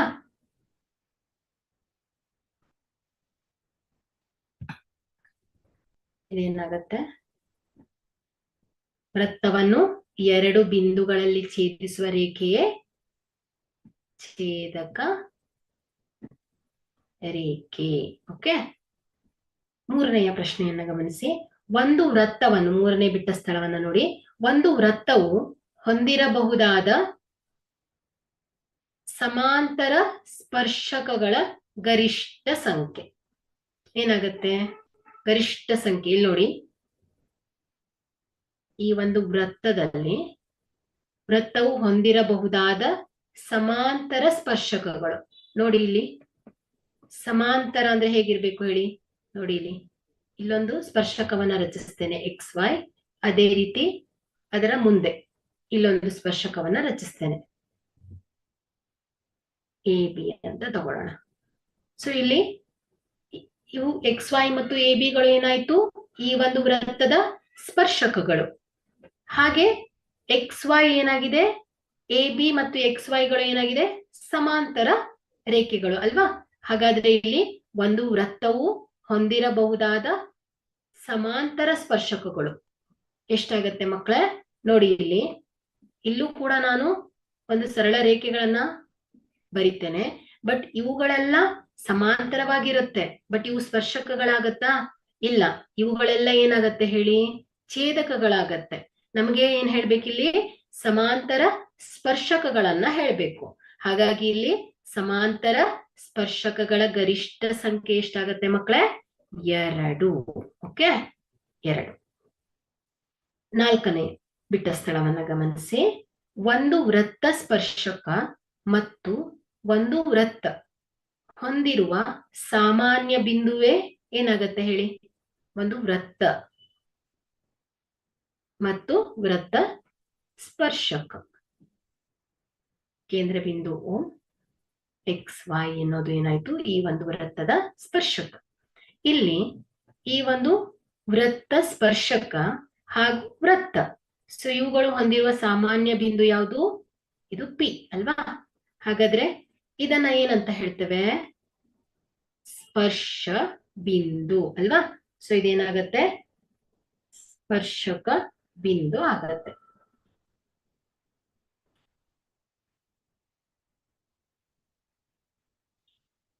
ಸ್ಪರ್ಶ ಬಿಂದು. ಓಕೆ, ಹಾಗಾದ್ರೆ ಇಲ್ಲಿ ಒಂದು ವೃತ್ತ ಸ್ಪರ್ಶಕ ಮತ್ತು ಒಂದು ವೃತ್ತ ಹೊಂದಿರುವ ಸಾಮಾನ್ಯ ಬಿಂದುವೇ ಸ್ಪರ್ಶ ಬಿಂದು. ಓಕೆ, ನೋಡಿ ಇಲ್ಲಿ ನಿಮ್ಗೆ ಈ ಒಂದು ವೃತ್ತಗಳಿಗೆ ಸಂಬಂಧಪಟ್ಟಂತಹ ಎಲ್ಲ ಪದಗಳ ಪರಿಚಯ ನಿಮ್ಗೆ ಕರೆಕ್ಟ್ ಆಗಿದ್ರೆ ನೀವು ಈಸಿಯಾಗಿ ಆನ್ಸರ್ ಮಾಡ್ಬೋದು. ಸ್ಪರ್ಶಕ ಅಂದ್ರೆ ಏನು, ಛೇದಕ ಅಂದ್ರೆ ಏನು, ನಾನು ಲಾಸ್ಟ್ ಕ್ಲಾಸ್ ಅಲ್ಲಿ ಅದಕ್ಕಾಗೆ ರಿಪೀಟ್ ಹೇಳಿದ್ದೀನಿ. ತ್ರಿಜ್ಯಾಂತರ ಖಂಡ ಅಂದ್ರೆ ಏನು, ವೃತ್ತ ಖಂಡ ಅಂದ್ರೆ ಏನು, ಅಧಿಕ ವೃತ್ತ ಖಂಡ ಅಂದ್ರೆ ಏನು, ಅದೇ ರೀತಿ ಲಘು ವೃತ್ತ ಖಂಡ ಅಂದ್ರೆ ಏನು, ಕಂಸ ಮತ್ತು ಜ ಅಂದ್ರೆ ಏನು. ಸೊ ಇವುಗಳೆಲ್ಲ ಪದ ಪರಿಚಯಗಳು ಗೊತ್ತಿರ್ಬೇಕು ನಿಮ್ಗೆ. ಸೊ ಇವುಗಳು ಗೊತ್ತಿದ್ರೆ ನಿಮ್ಗೆ ನೀವು ಇದಕ್ಕೆ ಸಂಬಂಧಪಟ್ಟಂತ ಎಲ್ಲ ರೀತಿಯ ಸಮಸ್ಯೆಗಳನ್ನ ಕೂಡ ಈಸಿಯಾಗಿ ಸಾಲ್ವ್ ಮಾಡ್ಬೋದು. ಓಕೆ ಓಕೆ ಮುಂದೆ ಹೋಗೋಣ. ಎರಡನೇ ಪ್ರಮೇಯ, ಈ ಒಂದು ಅಧ್ಯಾಯದಲ್ಲಿ ಮೂರನೇ ಪರಿಕಲ್ಪನೆ ಅದೇನು? ಎರಡನೇ ಪ್ರಮೇಯ, ಪ್ರಮೇಯ 10.2. ಸೊ ಇಲ್ಲಿ ನೋಡಿ, ಬಾಹ್ಯ ಬಿಂದುವಿನಿಂದ ವೃತ್ತಕ್ಕೆ ಎಳೆದ ಸ್ಪರ್ಶಕಗಳ ಉದ್ದವು ಸಮನಾಗಿರುತ್ತದೆ. ಇಲ್ಲಿ ನಾವೀಗಾಗ್ಲೇ ಒಂದು ಇಂಪಾರ್ಟೆಂಟ್ ಪಾಯಿಂಟ್ ಅನ್ನ ನೋಡಿದ್ವಿ. ಏನು? ಬಾಹ್ಯ ಬಿಂದುವಿನಿಂದ ವೃತ್ತಕ್ಕೆ ಗರಿಷ್ಠ ಎಷ್ಟು ಸ್ಪರ್ಶಕಗಳನ್ನ ಎಳಿಬಹುದು? ಹೇಳ್ತೀರಾ? ಗರಿಷ್ಠ ಎಷ್ಟು ಸ್ಪರ್ಶಕಗಳನ್ನ ಎಳಿಬಹುದು? 2 ಅಲ್ವಾ? ಗರಿಷ್ಠ 2 ಸ್ಪರ್ಶಕಗಳನ್ನ ಎಳಿಬಹುದು. ಬಟ್ ಇಲ್ಲಿ ನಾವೇನ್ ಹೇಳ್ಬೇಕಿಲ್ಲಿ, ಏನನ್ನ ಪ್ರೂವ್ ಮಾಡ್ಬೇಕು? ಈ ಒಂದು ಬಾಹ್ಯ ಬಿಂದುವಿನಿಂದ ಎಳೆದ ಸ್ಪರ್ಶಕಗಳು ಸಮನಾಗಿರುತ್ತೆ ಅನ್ನೋದನ್ನ ತೋರಿಸ್ಬೇಕು. ಓಕೆ, ಸೊ ಇಲ್ಲಿ ದತ್ತದಲ್ಲಿ ಏನ್ ಹೇಳ್ತಾ ಇದ್ದಾರೆ ಅವರು? ಓ ಕೇಂದ್ರದ ವೃತ್ತಕ್ಕೆ ಪಿ ಕ್ಯೂ ಮತ್ತು ಇಲ್ಲಿ ಕೊಟ್ಟಿರುವ ದತ್ತಾಂಶದಲ್ಲಿ ವೃತ್ತಕ್ಕೆ ಎಳೆದ ಸ್ಪರ್ಶಕಗಳು ಅಂದ್ರೆ ಏನಾಯ್ತು? ನಾವೇನ್ ಮಾಡ್ಬೇಕಿಲ್ಲಿ? ಪಿ ಕ್ಯೂ ಮತ್ತು ಪಿ ಆರ್ ಗಳು ಏನಾಗತ್ತೆ ಮಕ್ಕಳೇ? ಸ್ಪರ್ಶಕಗಳು ಅಲ್ವಾ? ಬಾಹ್ಯ ಬಿಂದುವಿನಿಂದ ಎಳೆದ ಸ್ಪರ್ಶಕಗಳು. ಹಾಗಾಗಿ ಇಲ್ಲಿ ನಾವೇನ್ ತಗೊಂಡಿದ್ದೇವೆ? ಪಿ ಕ್ಯೂ ಮತ್ತು ಪಿ ಆರ್ ಗಳು ಪಿ ಬಾಹ್ಯ ಬಿಂದುವಿನಿಂದ ಎಳೆದ ಸ್ಪರ್ಶಕಗಳು. ಸೊ ಇಲ್ಲಿ ಈ 2 ಸ್ಪರ್ಶಕಗಳ ಉದ್ದವನ್ನ ಸಮ ಅಂತ ಹೇಳ್ಬೇಕು. ಹಾಗಾಗಿ ಇಲ್ಲಿ ಪಿ ಕ್ಯೂ ಸಾಧನೀಯ ಏನಾಗತ್ತೆ ಹೇಳಿ? ಪಿ ಕ್ಯೂ ಬರಬ್ಬರಿ ಪಿ ಆರ್. ಸೊ ಇವುಗಳ ಉದ್ದಗಳು ಸಮನಾಗಿರತ್ತೆ ಅನ್ನೋದನ್ನ ಹೇಳ್ಬೇಕು. ಇಲ್ಲಿ ಒಂದು ಚಿಕ್ಕ ರಚನೆಯನ್ನ ಮಾಡ್ಕೊಳ್ಳೋಣ ನೋಡಿ. ಪಿ ಓ, ಸೊ ಇಲ್ಲಿ ಪಿ ಓ ಇದನ್ನ ಸೇರಿಸೋಣ, OP ಅನ್ನ ಸೇರಿಸೋಣ. ಓಕೆ, ಅದೇ ರೀತಿ ಇಲ್ಲಿ ಕೇಂದ್ರ O ಇಂದ Q, ಸೊ ಇಲ್ಲಿ OQ ಅನ್ನು ಕೂಡ ಸೇರಿಸೋಣ. ಅದೇ ರೀತಿ OR ಅನ್ನು ಕೂಡ ಸೇರಿಸೋಣ. OQ ಮತ್ತು OR ಅನ್ನ ಸೇರಿಸಿ. ಓಕೆ, OQ ಮತ್ತೆ OR ಅನ್ನ ಸೇರಿಸಿ. ಸೊ ಇಲ್ಲಿ ಸಾಧನೆ ನೋಡಿ, ಇಲ್ಲಿ ಪಿ ಈ ಒಂದು PQ ಮತ್ತು PR ಸ್ಪರ್ಶಕ, ಅದೇ ರೀತಿ OQ ಮತ್ತು OR ಗಳೇನಾಯ್ತು? ಇಲ್ಲಿ ಒಂದು ರಚನೆಯನ್ನ ಮಾಡ್ಕೊಂಡಿದ ಪ್ರಕಾರ ಇಲ್ಲಿ OQ ಮತ್ತು OR ಗಳೇನಾಯ್ತು ಮಕ್ಕಳೇ? ಈ ಒಂದು ವೃತ್ತದ ತ್ರಿಜ್ಯಗಳು ಅಲ್ವಾ? ವೃತ್ತದ ತ್ರಿಜ್ಯಗಳು. ಸೊ ಅದೇ ರೀತಿ ನಾವೇನ್ ಮಾಡಿದ್ದೇವೆ? ಇಲ್ಲಿ PO ಅನ್ನು ಕೂಡ ಸೇರಿಸಿದ್ದೇವೆ. ಹಾಗಾಗಿ ನಾವಿಲ್ಲಿ POQ ಇಲ್ಲಿ ಒಂದು ತ್ರಿಭುಜ ಬರ್ತಾ ಇದೆ. ಅದೇ ರೀತಿ POR, ಸೊ ಇಲ್ಲೂ ಕೂಡ ಒಂದು ತ್ರಿಭುಜ ಫಾರ್ಮ್ ಆಗ್ತಾ ಇದೆ. ಸೊ ಇಲ್ಲಿ ನಾವು POQ ಮತ್ತು POR ತ್ರಿಭುಜಗಳಲ್ಲಿ ನೋಡಿ ಸಾಧನೆ, ತ್ರಿಭುಜ OQR ಮತ್ತು ತ್ರಿಭುಜ ORP. ಸೊ ಈ 2 ತ್ರಿಭುಜವನ್ನ ಗಮನಿಸಿ. ಇಲ್ಲಿ OQ ಏನಾಗಿದೆ ಮಕ್ಕಳೇ? OR ಗೆ ಸಮ. ಇಲ್ಲಿ OQ ಏನಾಗಿದೆ? OR ಗೆ ಸಮ. ಯಾಕೆ ಹೇಳಿ? ತ್ರಿಭುಜ POR ಮತ್ತು ತ್ರಿಭುಜ POQ ಗಳಲ್ಲಿ OQ ಮತ್ತು OR ಗಳು ಏನಾಗುತ್ತೆ? ಈ ಒಂದು ವೃತ್ತದ ತ್ರಿಜ್ಯಗಳು. ಹಾಗಾಗಿ ಇಲ್ಲಿ OQ ಬರಬ್ಬರಿ OR, ಒಂದು ವೃತ್ತದ ತ್ರಿಜ್ಯಗಳು. ಅದೇ ರೀತಿ ತ್ರಿಭುಜ OQP ಅಲ್ಲಿ PO ಸೈಡ್, PO ಬಾಹು, ಅದೇ ರೀತಿ POR ನಲ್ಲಿ PO ಬಾಹು. ಸೊ ಇವುಗಳು ಏನಾಗತ್ತೆ ಮಕ್ಕಳೇ? ಸಾಮಾನ್ಯ ಬಾಹುಗಳಾಗತ್ತೆ. ಹಾಗಾಗಿ PO ಬರಬ್ಬರಿ ಏನಾಗತ್ತೆ? PO ಆಗತ್ತೆ. ಓಕೆ, PO ಬರಬ್ಬರಿ PO ಆಗತ್ತೆ. ಯಾಕಂದ್ರೆ ಇಲ್ಲಿ ತ್ರಿಭುಜ OQP ಮತ್ತು ತ್ರಿಭುಜ ORP ಗಳಲ್ಲಿ PO ಏನಾಗತ್ತೆ? ಸಾಮಾನ್ಯ ಬಾಹು. ಅದೇ ರೀತಿ ಈಗಾಗಲೇ ನಾವು ಒಂದು ಪ್ರಮೇಯವನ್ನ ನೋಡಿದ್ವಿ. ಏನು ವೃತ್ತದ ಮೇಲಿನ ಯಾವುದೇ ಬಿಂದುವಿನಲ್ಲಿ ಎಳೆದ ಸ್ಪರ್ಶಕವು ಸ್ಪರ್ಶ ಬಿಂದುವಿನಲ್ಲಿ ಎಳೆದ ತ್ರಿಜ್ಯಕ್ಕೆ ಲಂಬವಾಗಿರತ್ತೆ ಅಂತ ಅಲ್ವಾ. ಹಾಗಾದ್ರೆ ಇಲ್ಲಿ ನೋಡಿ, ಇಲ್ಲಿ ವೃತ್ತದ ಮೇಲಿನ ಬಿಂದು ಯಾವುದಾದರೂ ಒಂದು ಬಿಂದು. ಸೊ ಇಲ್ಲಿ ಎಳೆದ ಸ್ಪರ್ಶಕ ಇದು ಪಿ ಕ್ಯೂ ಅಲ್ವಾ. ಇದು ಸ್ಪರ್ಶ ಬಿಂದುವಿನಲ್ಲಿ ಎಳೆದ ತ್ರಿಜ್ಯ ಯಾವ್ದಾಯ್ತು, ಓ ಕ್ಯೂ ಆಯ್ತು. ಸೊ ಇವುಗಳು ಏನಾಗತ್ತೆ ಮಕ್ಕಳೇ, ತ್ರಿಜ್ಯಕ್ಕೆ ಲಂಬವಾಗಿರತ್ತೆ. ಹಾಗಾದ್ರೆ ಇಲ್ಲಿ ಯಾವ ಕೋನ ಉಂಟು ಮಾಡ್ತಾ ಇದೆ ಹೇಳ್ತೀರಾ, 90 ಡಿಗ್ರಿ ಕೋನವನ್ನ ಉಂಟು ಮಾಡತ್ತೆ. ಅದೇ ರೀತಿ ತ್ರಿಭುಜ POR ಅನ್ನ ಗಮನಿಸಿದ್ರೆ ಇಲ್ಲಿ ವೃತ್ತದ ಮೇಲಿನ ಬಿಂದು ಆರ್, ಅದೇ ರೀತಿ ಈ ಒಂದು ಸ್ಪರ್ಶಕ್ಕೆ ಎಳೆದ ತ್ರಿಜ್ಯ ಯಾವುದು, ಓ ಆರ್. ಸೊ ಇವುಗಳು ಏನಾಗುತ್ತೆ, ಸ್ಪರ್ಶ ಬಿಂದುವಿನಲ್ಲಿ ಎಳೆದ ತ್ರಿಜ್ಯಕ್ಕೆ ಲಂಬವಾಗಿರತ್ತೆ. ಹಾಗಾದ್ರೆ ಇಲ್ಲಿ PRO ಕೋನ ಏನಾಗತ್ತೆ ಹೇಳಿ, 90 ಡಿಗ್ರಿ ಇರತ್ತೆ ಅಲ್ವಾ.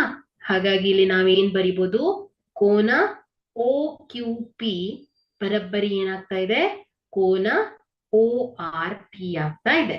ಸೊ ಇದೇನು 90 ಡಿಗ್ರಿ ಕೋನ. ಸೊ ಇಲ್ಲಿ ನಮಗೆ ಎರಡು ತ್ರಿಭುಜ PQO ಮತ್ತು PRO ಗಳಲ್ಲಿ ಎರಡು ಬಾಹುಗಳು ಸಮನಾದವು, ಅದೇ ರೀತಿ ಒಂದು ಕೋನದ ಅಳತೆ ಕೂಡ ಸಮನಾದವು. ಹಾಗಾಗಿ ಇಲ್ಲಿ ನಾವು ಲಂಬ ಕೋನ ವಿಕರ್ಣ ಬಾಹು ಸಿದ್ಧಾಂತದ ಪ್ರಕಾರ ಏನ್ ಹೇಳ್ಬೋದು, ತ್ರಿಭುಜ PQO ಸರ್ವಸಮ ತ್ರಿಭುಜ PRO ಅಂತ ಹೇಳ್ಬೋದು ಅಲ್ವಾ. ಹಾಗಾಗಿ ಇಲ್ಲಿ ತ್ರಿಭುಜ OQP ಸರ್ವಸಮ ತ್ರಿಭುಜ ORP. ಸೊ ಇಲ್ಲಿ ಸರ್ವಸಮ ತ್ರಿಭುಜಗಳು ಪಾಠದಲ್ಲಿ ಕಲ್ತಿದ್ದೀರಾ, ಸರ್ವಸಮ. ಅದೇ ರೀತಿ ಹಿಂದಿನ ತರಗತಿಯಲ್ಲೂ ಕೂಡ ಅಧ್ಯಾಯ ಮಾಡಿದ್ದೀರಾ ಅಲ್ವಾ. ಸರ್ವಸಮ ಸಮರೂಪಿ. ಸೊ ಇಲ್ಲಿ ಸರ್ವಸಮ ಅಂದ್ರೆ ಏನಾಗತ್ತೆ ಹೇಳಿ, ಅನುರೂಪ ಎರಡು ತ್ರಿಭುಜಗಳಲ್ಲಿ ಅನುರೂಪ ಕೋನಗಳು, ಪ್ರತಿ ಕೋನಗಳು ಸಮನಾಗಿರುತ್ತೆ. ಅದೇ ರೀತಿ ಅನುರೂಪ ಬಾಹುಗಳ ಅಳತೆಗಳು ಕೂಡ ಏನಾಗಿರುತ್ತೆ, ಸಮನಾಗಿರುತ್ತೆ. ಉದಾಹರಣೆಗೆ ನಮ್ಮ ದಿನನಿತ್ಯ ಜೀವನದಲ್ಲಿ ನೋಡಕ್ ಹೋದ್ರೆ ಎರಡು ಕೈಗಳನ್ನ ಗಮನಿಸಿದ್ರೆ ನೋಡಿ, ಎರಡು ಕೈಗಳನ್ನ ಜೋಡಿಸಿದಾಗ ಸೊ ಇವುಗಳು ನೋಡಿ ಏನಾಗತ್ತೆ, ಸರ್ವಸಮ ಅಲ್ವಾ. ಸೊ ಎರಡುಗಳು ಸಾಮಾನ್ಯವಾಗಿ ಒಂದೇ ರೂಪವನ್ನ ಹೊಂದಿರುತ್ತೆ. ಅದೇ ರೀತಿ ಅಳತೆಗಳು ಕೂಡ ಒಂದೇ ಆಗಿರುತ್ತೆ ಅಲ್ವಾ. ಹಾಗೆ ಸರ್ವಸಮ ಅಂದ್ರೆ ಏನಾಗತ್ತೆ, ಅನುರೂಪ ಕೋನಗಳು ಕೂಡ ಸಮನಾಗತ್ತೆ, ಅನುರೂಪ ಬಾಹುಗಳ ಅಳತೆಗಳು ಕೂಡ ಏನಾಗತ್ತೆ ಮಕ್ಕಳೇ, ಸಮನಾಗತ್ತೆ. ಹಾಗಾಗಿ ಇಲ್ಲಿ ನೋಡಿ, ತ್ರಿಭುಜ PQO ಮತ್ತು ತ್ರಿಭುಜ PROಗಳು ಸರ್ವಸಮ ಅಂತ ಹೇಳಿದ್ವಿ. ಸೊ ಯಾವ ಸಿದ್ಧಾಂತದ ಪ್ರಕಾರ, ಲಂಬ ಕೋನ ವಿಕರ್ಣ ಬಾಹು ಸಿದ್ಧಾಂತದ ಪ್ರಕಾರ. ಹಾಗಾಗಿ ಇಲ್ಲಿ ಏನಾಯ್ತು, OQ ಏನಾಯ್ತು ಮಕ್ಕಳೇ, OR ಗೆ ಸಮ, OP ಏನಾಯ್ತು, OP ಗೆ ಸಮ. ಅದೇ ರೀತಿ PQ ಏನಾಗತ್ತೆ ಮಕ್ಕಳೇ, PR ಗೆ ಸಮನಾಗತ್ತೆ. ಹಾಗಾದ್ರೆ ಏನ್ ಹೇಳ್ಬೋದು ನಾವಿಲ್ಲಿ, PQ ಬರಬ್ಬರಿ PR ಅಂದ್ರೆ ಏನಾಯ್ತು, ಈ PQ ಮತ್ತೆ PR ಗಳು ಏನಾಗಿದೆ ಮಕ್ಕಳೇ, ಈ ಒಂದು ವೃತ್ತಕ್ಕೆ ಎಳೆದ ಸ್ಪರ್ಶಕಗಳು ಅಲ್ವಾ. ಹಾಗಾಗಿ ಇಲ್ಲಿ PQ ಬರಬ್ಬರಿ PR. ಇಲ್ಲಿ ಇದೇನಾಗತ್ತೆ, ಸಮರೂಪಿ ತ್ರಿಭುಜದ ಅನುರೂಪ ಭಾಗಗಳು ಅಲ್ವಾ. ಸೊ ಇಲ್ಲಿ ನಾವು ಪ್ರೂವ್ ಮಾಡಬೇಕಾಗಿದ್ದು ಏನಾಗಿತ್ತು,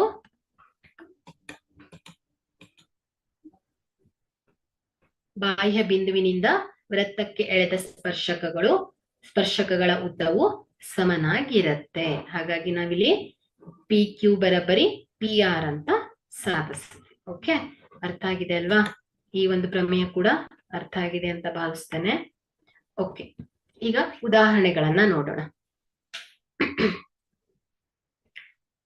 ಉದಾಹರಣೆ ಒಂದು, ಎರಡು ಏಕಕೇಂದ್ರೀಯ ವೃತ್ತಗಳಲ್ಲಿ ದೊಡ್ಡ ವೃತ್ತದ ಜ್ಯಾವು ಚಿಕ್ಕ ವೃತ್ತವನ್ನ ಸ್ಪರ್ಶಿಸಿದರೆ ಜ್ಯಾ ಸ್ಪರ್ಶ ಬಿಂದುವಿನಲ್ಲಿ ಅರ್ಧಿಸಲ್ಪಡುತ್ತದೆ ಎಂದು ಸಾಧಿಸಿ. ಸೊ ಇಲ್ಲಿ ನೋಡಿ, ಈ ಒಂದು ಚಿತ್ರವನ್ನ ಗಮನಿಸಿ.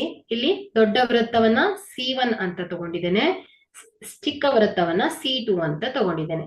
ಸೊ ಇಲ್ಲಿ ಏನ್ ಹೇಳ್ತಾ ಇದ್ದಾರೆ ಅವರು, ಎ ಪಿ ಏನಾಗಿದೆ ಮಕ್ಕಳೇ, ಈ ಒಂದು ಚಿಕ್ಕ ವೃತ್ತಕ್ಕೆ ಎಳೆದ, ನೋಡಿ ಎ ಬಿ ನೋಡಿ ಚಿಕ್ಕ ವೃತ್ತಕ್ಕೆ ಎಳೆದ ಸ್ಪರ್ಶಕ. ಈ ಒಂದು ಸ್ಪರ್ಶಕವು ಚಿಕ್ಕ ವೃತ್ತವನ್ನ ಸ್ಪರ್ಶಿಸಿದೆ. ಸೊ ಈ ಜ ಏನಾಗ್ತಾ ಇದೆ, ಸ್ಪರ್ಶ ಬಿಂದುವಿನಲ್ಲಿ ಅರ್ಧಿಸಲ್ಪಡುತ್ತದೆ. ಅಂದ್ರೆ ಏನ್ ಹೇಳ್ಬೇಕಿಲ್ಲಿ ನಾವು, ಎ ಪಿ ಮತ್ತು ಪಿ ಬಿಗಳು ಸಮನಾಗಿದೆ. ಸೊ ಇವುಗಳ ಅಳತೆಗಳು ಸಮನಾಗಿದೆ ಅಂತ ತೋರಿಸ್ಬೇಕು. ಅಂದ್ರೆ ಎ ಪಿ ಅನ್ನೋದು ಚಿಕ್ಕ ವೃತ್ತಕ್ಕೆ ಎಳೆದ ಸ್ಪರ್ಶಕ, ಎ ಬಿ ಅನ್ನೋದು ಚಿಕ್ಕ ವೃತ್ತಕ್ಕೆ ಎಳೆದ ಸ್ಪರ್ಶಕ, ಎ ಬಿ ಅನ್ನೋದು ದೊಡ್ಡ ವೃತ್ತಕ್ಕೆ ಎಳೆದ ಜಾಗಳು ಅಲ್ವಾ. ಸೊ ಜ ಅಂದ್ರೆ ಏನ್ ಹೇಳಿ, ಕಂಸ ಮತ್ತು ಸರಳ ರೇಖೆ. ಸೊ ಇವುಗಳ ಜಾಗಳಿಂದ ಆವೃತ್ತವಾದ ಭಾಗಗಳೇನಾಗುತ್ತೆ, ವೃತ್ತ ಖಂಡ ಆಗತ್ತೆ. ಸೊ ಇಲ್ಲಿ ಎ ಬಿ ಏನಾಗಿದೆ, ದೊಡ್ಡ ವೃತ್ತದ ಜ, ಎ ಬಿ ಏನಾಗಿದೆ, ಚಿಕ್ಕ ವೃತ್ತದ ಸ್ಪರ್ಶಕ ಆಗಿದೆ. ಸೊ ಇಲ್ಲಿ ನಾವು ಎ ಪಿ ಮತ್ತು ಪಿ ಬಿಗಳು ಸಮನಾಗಿದೆ ಅನ್ನೋದನ್ನ ಪ್ರೂವ್ ಮಾಡಬೇಕು. ಸೊ ಇಲ್ಲಿ ಪರಿಹಾರ, ನಮಗೆ ಓ ವೃತ್ತ ಕೇಂದ್ರವನ್ನ ಹೊಂದಿರುವ C1 ಮತ್ತು C2 ಎರಡು ಏಕಕೇಂದ್ರೀಯ ವೃತ್ತಗಳನ್ನ ನೀಡಿದೆ ಅಲ್ವಾ. ಸೊ ಎರಡು ವೃತ್ತಗಳನ್ನ ನೀಡಿದೆ. ಹಾಗೂ ದೊಡ್ಡ ವೃತ್ತದ ಜ, ಈ ಒಂದು ದೊಡ್ಡ ವೃತ್ತದ ಜ ಯಾವುದು ಹೇಳಿ, ಎ ಬಿ. ಚಿಕ್ಕ ವೃತ್ತ C2 ಅಲ್ವಾ. ಸೊ ಚಿಕ್ಕ ವೃತ್ತ C2 ವನ್ನು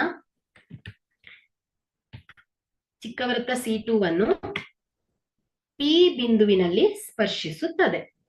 ಚಿತ್ರವನ್ನ ನೋಡಿ, ನಾವು ಇಲ್ಲಿ ಏನ್ ಮಾಡ್ಬೇಕು, ಎ ಪಿ ಬರಬ್ಬರಿ ಬಿ ಪಿ ಅಂತ ಸಾಧಿಸಬೇಕಾಗಿದೆ. ಈಗ ನಾವೇನ್ ಮಾಡೋಣ, ಒ ಪಿ ಅನ್ನ ಸೇರಿಸೋಣ. ಒ ಪಿ ಏನಾಗುತ್ತೆ ಮಕ್ಕಳೇ, ಈ ಒಂದು ವೃತ್ತದ ತ್ರಿಜ್ಯಗಳು ಅಲ್ವಾ. ಒ ಪಿ ಅನ್ನ ಸೇರಿಸೋಣ. ಆಗ ಎ ಬಿಯು C2ಗೆ ಏನಾಗ್ತಾ ಇದೆ, ಪಿ ಬಿಂದುವಿನಲ್ಲಿ ಏನ್ ಮಾಡ್ತಾ ಇದೆ, ಸ್ಪರ್ಶಿಸ್ತಾ ಇದೆ ಅಲ್ವಾ. ಓಕೆ. ಸೊ ಇಲ್ಲಿ ಒ ಪಿ ಅನ್ನ ಸೇರಿಸಿದಾಗ ಈ ಎ ಬಿಯು C2 ಪಿ ಬಿಂದುವಿನಲ್ಲಿ ಸ್ಪರ್ಶಿಸ್ತಾ ಇದೆ. ಸೊ ಹಾಗಾದ್ರೆ ಇಲ್ಲಿ ಪಿ ಅನ್ನೋದೇನಾಯ್ತು, ಸ್ಪರ್ಶಕವಾಗಿದೆ. ಅದೇ ರೀತಿ ಒ ಪಿ ಏನಾಗತ್ತೆ ಮಕ್ಕಳೇ, ಈ ಒಂದು ಚಿಕ್ಕ ವೃತ್ತದ ತ್ರಿಜ್ಯ ಆಗತ್ತೆ. ಸೊ ಇಲ್ಲಿ ನಮಗೆ ಈಗಾಗಲೇ ನೋಡಿರುವ ಪ್ರಮೇಯದ ಪ್ರಕಾರ ಏನ್ ಹೇಳ್ಬೋದು, ವೃತ್ತದ ಮೇಲಿನ ಯಾವುದೇ ಬಿಂದುವಿನಲ್ಲಿ ಎಳೆದ ಸ್ಪರ್ಶಕವು ಸ್ಪರ್ಶ ಬಿಂದುವಿನಲ್ಲಿ ಎಳೆದ ತ್ರಿಜ್ಯಕ್ಕೆ ಲಂಬವಾಗಿರತ್ತೆ. ಹಾಗಾಗಿ ನಾವೇನ್ ಹೇಳ್ಬೋದು, ಇಲ್ಲಿ ಒ ಪಿ ಏನಾಗಿದೆ, ಎ ಬಿಗೆ ಲಂಬವಾಗಿದೆ ಅಲ್ವಾ. ಈಗ ಎ ಬಿಯು C1 ವೃತ್ತದ ಜ. ಸೊ ಇಲ್ಲಿ ಎ ಬಿ ಏನಾಗಿದೆ, ಈ ಒಂದು ದೊಡ್ಡ ವೃತ್ತದ ಜ ಆಗಿದೆ. ಅದೇ ರೀತಿ ಒ ಪಿ ಏನಾಗಿದೆ, ಎ ಬಿಗೆ ಲಂಬವಾಗಿದೆ. ವೃತ್ತ ಕೇಂದ್ರದಿಂದ ಜಾಗೆ ಎಳೆದ ಲಂಬವು ಜಾವನ್ನ ಏನ್ ಮಾಡ್ತಾ ಇದೆ, ಅರ್ಧಿಸ್ತಾ ಇದೆ ಅಂತ ಆಯ್ತು. ಹಾಗಾಗಿ ಇಲ್ಲಿ ಒ ಪಿ ಈ ಒಂದು ವೃತ್ತ ಕೇಂದ್ರದಿಂದ ಜಾಗೆ ಎಳೆದ ಲಂಬವು ಜಾವನ್ನ ಸಮಾನವಾಗಿ ಅರ್ಧಿಸ್ತಾ ಇದೆ. ಆದ್ದರಿಂದ ಇಲ್ಲಿ ಒ ಪಿಯು ಈ ಒಂದು ಜಾವನ್ನ ಎ ಬಿ ಯನ್ನ ಅರ್ಧಿಸುತ್ತಿದೆ. ಇದು ಅರ್ಧಿಸುತ್ತಿದೆ ಅಂದ್ರೆ ಏನಾಯ್ತು, ಎ ಪಿ ಬರಬ್ಬರಿ ಪಿ ಬಿ. ಓಕೆ. ಸೊ ಇಲ್ಲಿ ಎ ಪಿ ಆಗ್ಬೇಕಿತ್ತು. ಅಂದರೆ ಏನಾಯ್ತು, ಇಲ್ಲಿ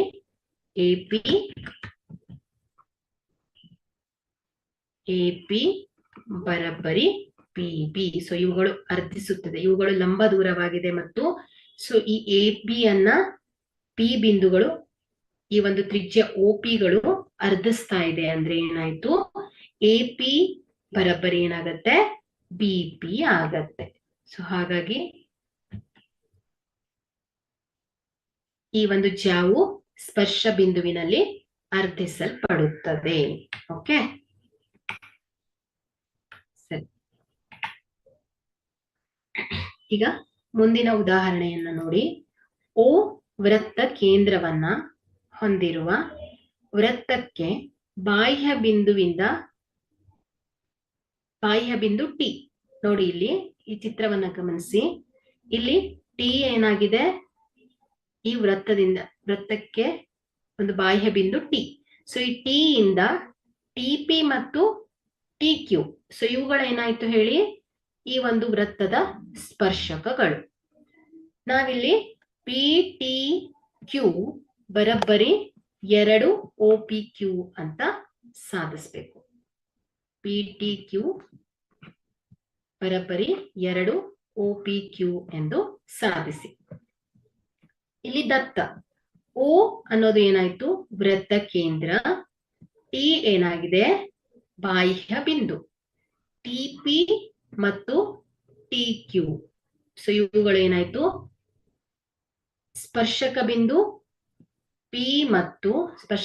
ಪಿ ಮತ್ತು ಕ್ಯೂಗಳಲ್ಲಿ ಎಳೆದ ಸ್ಪರ್ಶಕಗಳು. ಸೊ ಇಲ್ಲಿ ಸಾಧನೀಯವನ್ನ ಹೇಳ್ಬೇಕಾದ್ರೆ ಕೋನ ಪಿ ಟಿ ಕ್ಯೂ ಬರಬ್ಬರಿ 2 ಕೋನ OPQ ಎಂದು ಸಾಧಿಸ್ಬೇಕು. ಸೊ ಇಲ್ಲಿ ನಾವೇನ್ ಮಾಡೋಣ, ಪಿ ಟಿ ಕ್ಯೂ, ಸೊ ಈ ಪಿ ಟಿ ಕ್ಯೂ ಅನ್ನ ಥೀಟಾ ಅಂತ ತಗೊಳ್ತೇನೆ. ಇದೊಂದು ಥೀಟಾ ಆಗಿರಲಿ. ಇಲ್ಲಿ ಟಿ ಪಿ ಮತ್ತು ಟಿ ಕ್ಯೂಗಳು ಏನಾಗಿದೆ ಮಕ್ಕಳೇ, ಈ ಒಂದು ವೃತ್ತಕ್ಕೆ ಎಳೆದ ಸ್ಪರ್ಶಕಗಳು, ಬಾಹ್ಯ ಬಿಂದುವಿನಿಂದ ವೃತ್ತಕ್ಕೆ ಎಳೆದ ಸ್ಪರ್ಶಕಗಳು. ಹಾಗಾಗಿ ನಾವೀಗಾಗಲೇ ಒಂದು ಪ್ರಮೇಯವನ್ನ ನೋಡಿದೀವಿ. ಬಾಹ್ಯ ಬಿಂದುವಿನಿಂದ ವೃತ್ತಕ್ಕೆ ಎಳೆದ ಸ್ಪರ್ಶಕಗಳ ಉದ್ದಗಳು ಸಮನಾಗಿರತ್ತೆ. ಹಾಗಾಗಿ ಇಲ್ಲಿ ನಾವೇನ್ ಹೇಳ್ಬೋದು, ಟಿ ಪಿ ಬರಬ್ಬರಿ ಟಿ ಕ್ಯೂ ಆಗಿದೆ. ಸೊ ಟಿ ಪಿ ಉದ್ದ ಏನಾಗಿದೆ ಮಕ್ಕಳೇ, ಟಿ ಕ್ಯೂ ಉದ್ದಕ್ಕೆ ಸಮನಾಗಿದೆ. ಸೊ ಇಲ್ಲಿ ಟಿ ಪಿ ಬಾಹು ಟಿ ಕ್ಯೂ ಬಾಹುವಿಗೆ ಸಮನಾಗಿದ್ದರೆ ಇವುಗಳ ಅಭಿಮುಖ ಕೋನಗಳು ಕೂಡ ಏನಾಗಿರುತ್ತೆ ಹೇಳಿ, ಸಮನಾಗಿರತ್ತೆ. ಸೊ ಇಲ್ಲಿ ಟಿ ಕ್ಯೂ ಪಿ ಕೋನ ಎಷ್ಟಿರುತ್ತೋ ಟಿ ಪಿ ಕ್ಯೂ ಕೋನ ಕೂಡ ಏನಾಗಿರುತ್ತೆ, ಅಷ್ಟೇ ಇರತ್ತೆ. 2 ಕೋನಗಳು ಏನಾಗುತ್ತೆ, ಸಮನಾಗಿರತ್ತೆ. ಹಾಗಾಗಿ ಇಲ್ಲಿ 2 ಕೋನಗಳು ಸಮನಾಗಿದ್ದು 2 ಬಾಹುಗಳು ಸಮನಾಗಿದ್ರೆ ಸೊ ಇವುಗಳನ್ನ ಏನಂತ ಹೇಳ್ತೇವೆ, ಸಮ ದ್ವಿಬಾಹು ತ್ರಿಭುಜ ಅಲ್ವಾ. ಸೊ ಇವುಗಳನ್ನ ಏನಂತ ಹೇಳ್ತೇವೆ, ಸಮ ದ್ವಿಬಾಹು ತ್ರಿಭುಜ ಅಲ್ವಾ. ಸೊ ಇಲ್ಲಿ ನೋಡಿ, ಟಿ ಪಿ ಬರಬ್ಬರಿ ಟಿ ಕ್ಯೂ, ಆದ್ದರಿಂದ ನಾವೇನ್ ಹೇಳ್ತೇವೆ, ಟಿ ಪಿ ಕ್ಯೂ ತ್ರಿಭುಜವನ್ನ ಒಂದು ಸಮದ್ವಿಬಾಹು ತ್ರಿಭುಜವಾಗಿದೆ. ಸೊ ಸಮದ್ವಿಬಾಹು ತ್ರಿಭುಜದಲ್ಲಿ ಏನಿರುತ್ತೆ, ಸಮಾನ ಬಾಹುಗಳಿಗೆ ಎದುರಾಗಿರುವ ಕೋನಗಳು ಕೂಡ ಏನಾಗಿರುತ್ತೆ ಮಕ್ಕಳೇ, ಸಮನಾಗಿರುತ್ತೆ. ಇಲ್ಲಿ ಟಿ ಪಿ ಬಾಹು ಟಿ ಕ್ಯೂ ಬಾಹುವಿಗೆ ಸಮನಾಗಿದ್ರೆ ಸೊ ಅದಕ್ಕೆ ಎದುರಾಗಿರುವ ಕೋನಗಳ ಅಳತೆಗಳು ಕೂಡ ಏನಾಗುತ್ತೆ, ಸಮನಾಗಿರತ್ತೆ. ಹಾಗಾಗಿ ಇಲ್ಲಿ ಕೋನ ಟಿ ಪಿ ಕ್ಯೂ ಬರಬ್ಬರಿ ಏನ್ ಬರ್ದಿದ್ದೇನೆ ನಾನು, ಕೋನ ಟಿ ಕ್ಯೂ ಪಿ ಅಂತ ಬರೀತೇನೆ. ಅದೇ ರೀತಿ ಇಲ್ಲಿ ಟಿ ಪಿ ಕ್ಯೂ ಅನ್ನ ಏನ್ ಹೇಳಿದ್ವಿ, ಒಂದು ಸಮದ್ವಿಬಾಹು ತ್ರಿಭುಜ ಅಂತ ಹೇಳಿದ್ವಿ. ಅದೇ ರೀತಿ ನೀವು ಈಗಾಗ್ಲೇ ಕಲ್ತಿದ್ದೀರಾ, ಏನು, ತ್ರಿಭುಜದ ಒಳಕೋನಗಳ ಮೊತ್ತ ಎಷ್ಟಿರತ್ತೆ, 180 ಡಿಗ್ರಿ ಇರುತ್ತೆ ಅಲ್ವಾ. ಸೊ ಇಲ್ಲಿ ಟಿ ಪಿ ಕ್ಯೂ ತ್ರಿಭುಜದಲ್ಲಿ ಕೋನ ಟಿ ಪಿ ಕ್ಯೂ ಪ್ಲಸ್ ಕೋನ ಟಿ ಕ್ಯೂ ಪಿ ಅಧಿಕ್ ಕೋನ ಪಿ ಟಿ ಕ್ಯೂ.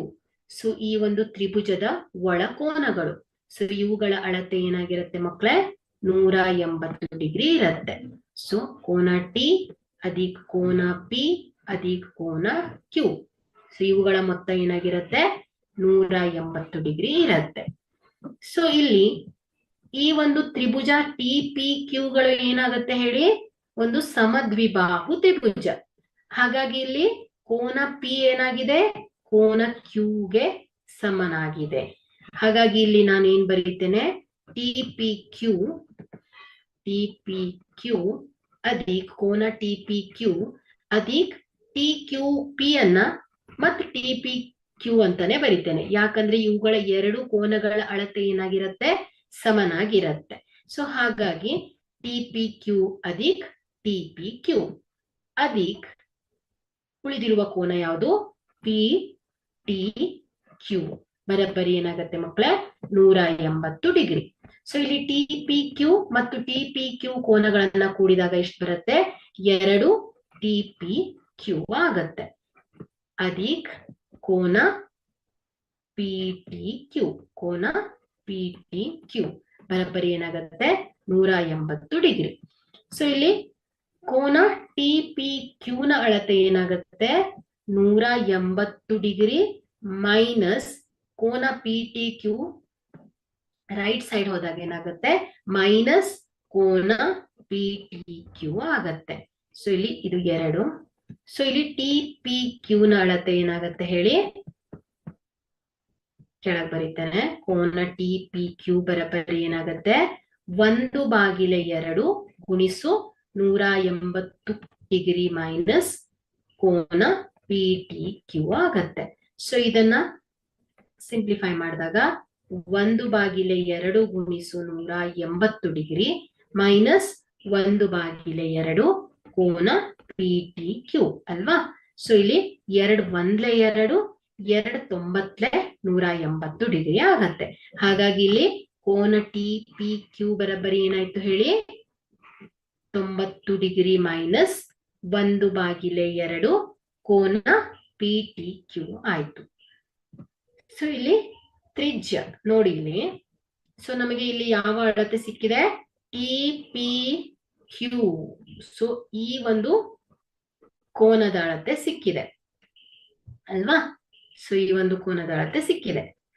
ಆದ್ರೆ ಇಲ್ಲಿ T P Q T P O ಕೋನವನ್ನ ಗಮನಿಸಿದ್ರೆ, ಸೊ ಇದನ್ನ ಗಮನಿಸಿ, ಟಿ ಪಿ ಓ ಕೋನವನ್ನ ಗಮನಿಸಿದ್ರೆ, ಸೊ ಇವುಗಳ ಮೊತ್ತ ಏನಾಗತ್ತೆ ಹೇಳಿ, T P Q plus Q P O ಅಲ್ವಾ. ಸೊ ಈ ಎರಡು ಕೋನಗಳನ್ನ ಸೇರಿಸಿದಾಗ ನನ್ಗೇನ್ ಬರುತ್ತೆ, ಕೋನ ಟಿ ಪಿ ಓ ಬರುತ್ತೆ. ಸೊ ಇಲ್ಲಿ ಪಿ ಓ ಏನಾಗಿದೆ, ಈ ಒಂದು ವೃತ್ತದ ತ್ರಿಜ್ಯ. ಟಿ ಪಿ ಏನಾಗಿದೆ, ಈ ಒಂದು ವೃತ್ತದ ಸ್ಪರ್ಶಕ. ಹಾಗಾದ್ರೆ ಇಲ್ಲಿ ವೃತ್ತದ ಮೇಲಿನ ಬಿಂದು ಪಿ ಅಲ್ವಾ, ಈ ಒಂದು ವೃತ್ತದ ಮೇಲಿನ ಬಿಂದು ಎಳೆದ ಸ್ಪರ್ಶಕವು ಸ್ಪರ್ಶ ಬಿಂದುವಿನಲ್ಲಿ ಎಳೆದ ತ್ರಿಜ್ಯಕ್ಕೆ ಯಾವಾಗಲೂ ಏನಾಗಿರುತ್ತೆ, ಲಂಬವಾಗಿರತ್ತೆ. ಹಾಗಾಗಿ ಈ ಕೋನಗಳು ಎಷ್ಟಿರತ್ತೆ ಮಕ್ಕಳೇ, 90 ಡಿಗ್ರಿ ಆಗಿರತ್ತೆ. ಅರ್ಥ ಆಯ್ತಾ. ಸೊ ನೋಡಿ ಎಲ್ಲೆಲ್ಲಿ ಈ ಪ್ರಮೇಯಗಳು ಬಳಕೆ ಆಗತ್ತೆ ಅನ್ನೋದನ್ನ. ಓಕೆ, ಹಾಗಾದ್ರೆ ಇಲ್ಲಿ ನಾನೇನ್ ಬರಿಬಹುದು, ಕೋನ ಓ ಪಿ ಟಿ. ಸೊ ಕೋನ ಓ ಪಿ ಟಿ ಅನ್ನ ಏನ್ ಬರಿಬಹುದು ನಾನು, ಕೋನ ಓ ಪಿ ಕ್ಯೂ ಅಧಿಕ್ ಕೋನ ಕ್ಯೂ ಪಿ ಟಿ ಗಳ ಮೊತ್ತ. ಸೊ ಕೋನ ಓ ಪಿ ಕ್ಯೂ, ಸೊ ಈ ಎರಡು ಕೋನಗಳ ಮೊತ್ತಗಳು ಏನಾಗಿದೆ ಮಕ್ಕಳೇ, ಟಿ ಪಿ ಓ ಆಗಿದೆ. ಇಲ್ಲಿ ಓ ಪಿ ಟಿ ಇವುಗಳ ಅಳತೆ ಎಷ್ಟಿದೆ, ಈ ಒಂದು ಲಂಬಕೋನ ಸ್ಪರ್ಶಕದ ಪ್ರಮೇಯದ ಪ್ರಕಾರ. ಸೊ ಇವುಗಳು ಏನಾಗಿರುತ್ತೆ, 90 ಡಿಗ್ರಿ ಆಗಿರುತ್ತೆ. ಬರಬ್ಬರಿ ಕೋನ ಓ ಪಿ ಕ್ಯೂ. ಸೊ ಕೋನ ಓ ಪಿ ಕ್ಯೂ, ಸೊ ಇವುಗಳ ಅಳತೆ ನಮಗೆ ಗೊತ್ತಿಲ್ಲ. ಪ್ಲಸ್ ಕೋನ ಕ್ಯೂ ಪಿ ಟಿ. ಸೊ ಇಲ್ಲಿ ನಾವು ಈಗಾಗಲೇ ಹೇಳಿದ್ದೇವೆ, ಕೋನ ಕ್ಯೂ ಪಿ ಟಿ ಗಳ ಅಳತೆಯನ್ನ ಕಂಡು ಹಿಡಿದಿದ್ದೇವೆ. ಏನ್ ಬರ್ತಾ ಇದೆ ಇಲ್ಲಿ, 90 ಡಿಗ್ರಿ ಮೈನಸ್ 1/2 ಕೋನ ಪಿ ಟಿ ಕ್ಯೂ ಅಲ್ವಾ. ಹಾಗಾದ್ರೆ ಇಲ್ಲಿ ಕೋನ ಓ ಪಿ ಕ್ಯೂ ಏನಾಗತ್ತೆ, ಕೋನ ಓ ಪಿ ಕ್ಯೂ. ಸೊ ಇಲ್ಲಿ ಇನ್ನೊಂದು ಸ್ಟೆಪ್ ಅನ್ನ ಬರ್ಬಿಡ್ತಾನೆ, ಕೋನ ಓ ಪಿ ಕ್ಯೂ ಬರಬ್ಬರಿ ಏನಾಗತ್ತೆ, 90 ಡಿಗ್ರಿ. ಸೊ ಇಲ್ಲಿ ನೋಡಿ, ಎರಡು ಕಡೆ ಲೆಫ್ಟ್ ಸೈಡ್ ಕೂಡ 90 ಡಿಗ್ರಿ ಇದೆ, ರೈಟ್ ಸೈಡ್ ಕೂಡ 90 ಡಿಗ್ರಿ ಇದೆ. ಸೊ ಇದು ಎರಡನ್ನ ಕ್ಯಾನ್ಸಲ್ ಆಗ್ಬಿಡತ್ತೆ. ಸೊ ಕೋನ ಒ ಪಿ ಕ್ಯೂ ಬರಬರಿ ಏನಾಗ್ತಾ ಇದೆ, -1/2 ಪಿ ಟಿ ಕ್ಯೂ ಆಗತ್ತೆ. ಸೊ ಕೋನ ಪಿ ಟಿ ಕ್ಯೂ ಆಗತ್ತೆ, P T Q. Okay, so ಇಲ್ಲಿ ಕೋನ ಒ ಪಿ ಕ್ಯೂ. ಸೊ ಕೋನ ಒ ಪಿ ಕ್ಯೂ ಏನಾಗುತ್ತೆ, ಒ ಪಿ ಕ್ಯೂ ಬರಬರಿ ಏನಾಗುತ್ತೆ, -1/2 ಕೋನ ಪಿ ಟಿ ಕ್ಯೂ. ಸೊ ಇಲ್ಲಿ ಮೈನಸ್ ಇದ್ದಿದ್ದು ಲೆಫ್ಟ್ ಸೈಡ್ ಹೋದಾಗ ಏನಾಗುತ್ತೆ, ಪ್ಲಸ್ ಆಗತ್ತೆ. ಸೊ ಆಗ ಏನಾಗುತ್ತೆ, 1/2 ಕೋನ ಪಿ ಟಿ ಕ್ಯೂ ಆಗತ್ತೆ. ಸೊ ಇಲ್ಲಿ ಕೋನ ಪಿ ಟಿ ಕ್ಯೂ ಬರಬರಿ ಏನಾಯ್ತು, ಈ 2 ಛೇದದಲ್ಲಿರೋದು ಲೆಫ್ಟ್ ಸೈಡ್ ಹೋದಾಗ ಅಂಶಕ್ಕೆ ಬರುತ್ತೆ. ಹಾಗಾಗಿ ಇಲ್ಲಿ 2 ಗುಣಿಸು ಕೋನ ಒ ಪಿ ಕ್ಯೂ. ಓಕೆ, ನೋಡಿ ಇಲ್ಲಿ ನಾವು ಸಾಧಿಸ್ಲಿಕ್ಕೆ ಹೇಳಿದ್ದೇನು ಹೇಳಿ,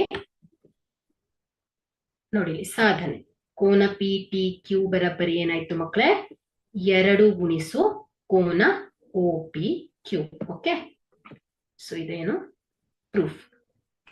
ಅರ್ಥ ಆಗಿದೆ ಅಂತ ಭಾವಿಸ್ತೇನೆ.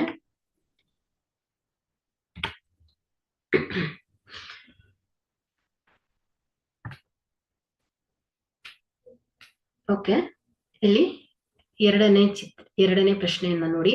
ಚಿತ್ರದಲ್ಲಿ ಪಿ ಎ ಮತ್ತು ಪಿ ಬಿಗಳು ಸ್ಪರ್ಶಕಗಳು ಹಾಗೂ ಕೋನ ಎ ಪಿ ಬಿ, ಕೋನ ಎ ಪಿ ಬಿ, ಸೊ ಇದು ಎಷ್ಟಿದೆ, 80 ಡಿಗ್ರಿ ಇದೆ.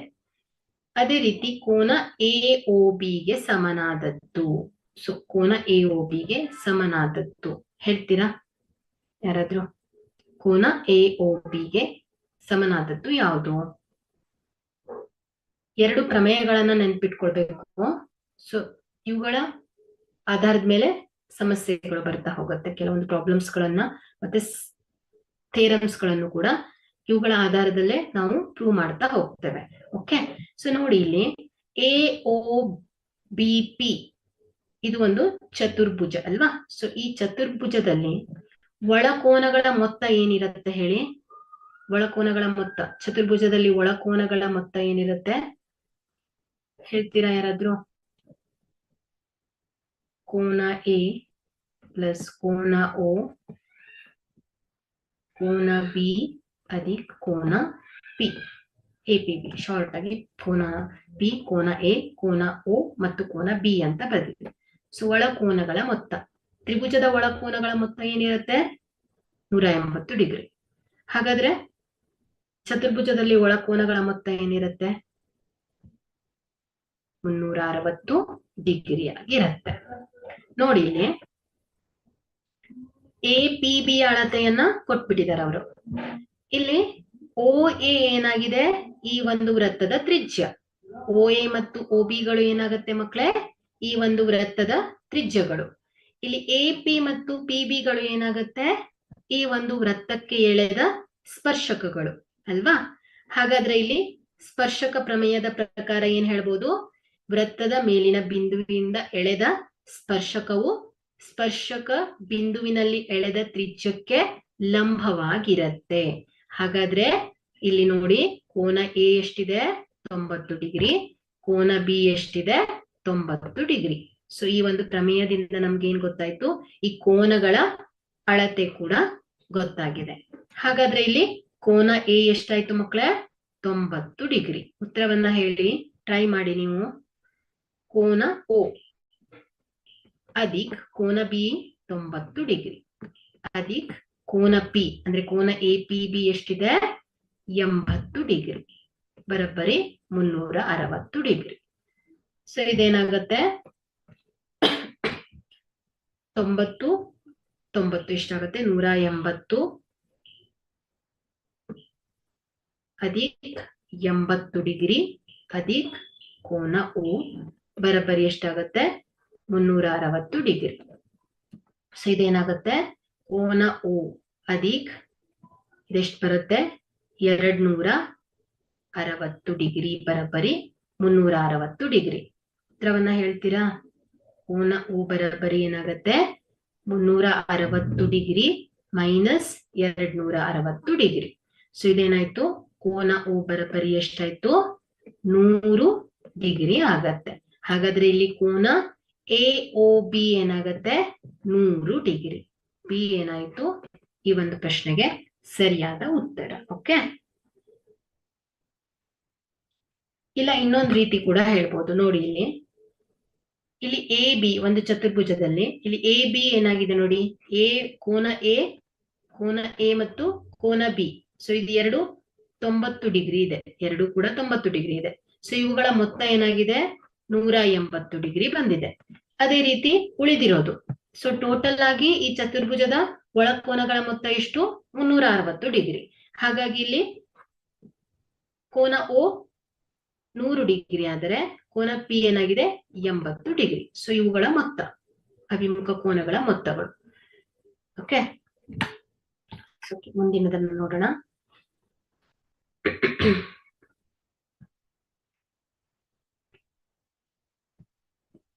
ಹತ್ತನೇ ಪ್ರಶ್ನೆಯನ್ನ ಗಮನಿಸಿ. ಬಾಹ್ಯ ಬಿಂದುವಿನಿಂದ ಒಂದು ವೃತ್ತಕ್ಕೆ ಎಳೆದ ಎರಡು ಸ್ಪರ್ಶಕಗಳ ನಡುವಿನ ಕೋನ.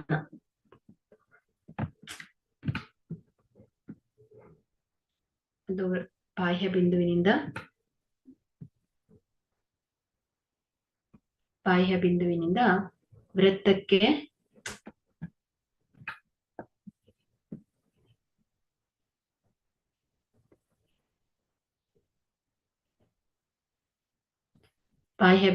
ವೃತ್ತಕ್ಕೆ ಎಳೆದ ಸ್ಪರ್ಶಕಗಳ ನಡುವಿನ ಕೋನ ಯಾವ್ದಾಯ್ತು?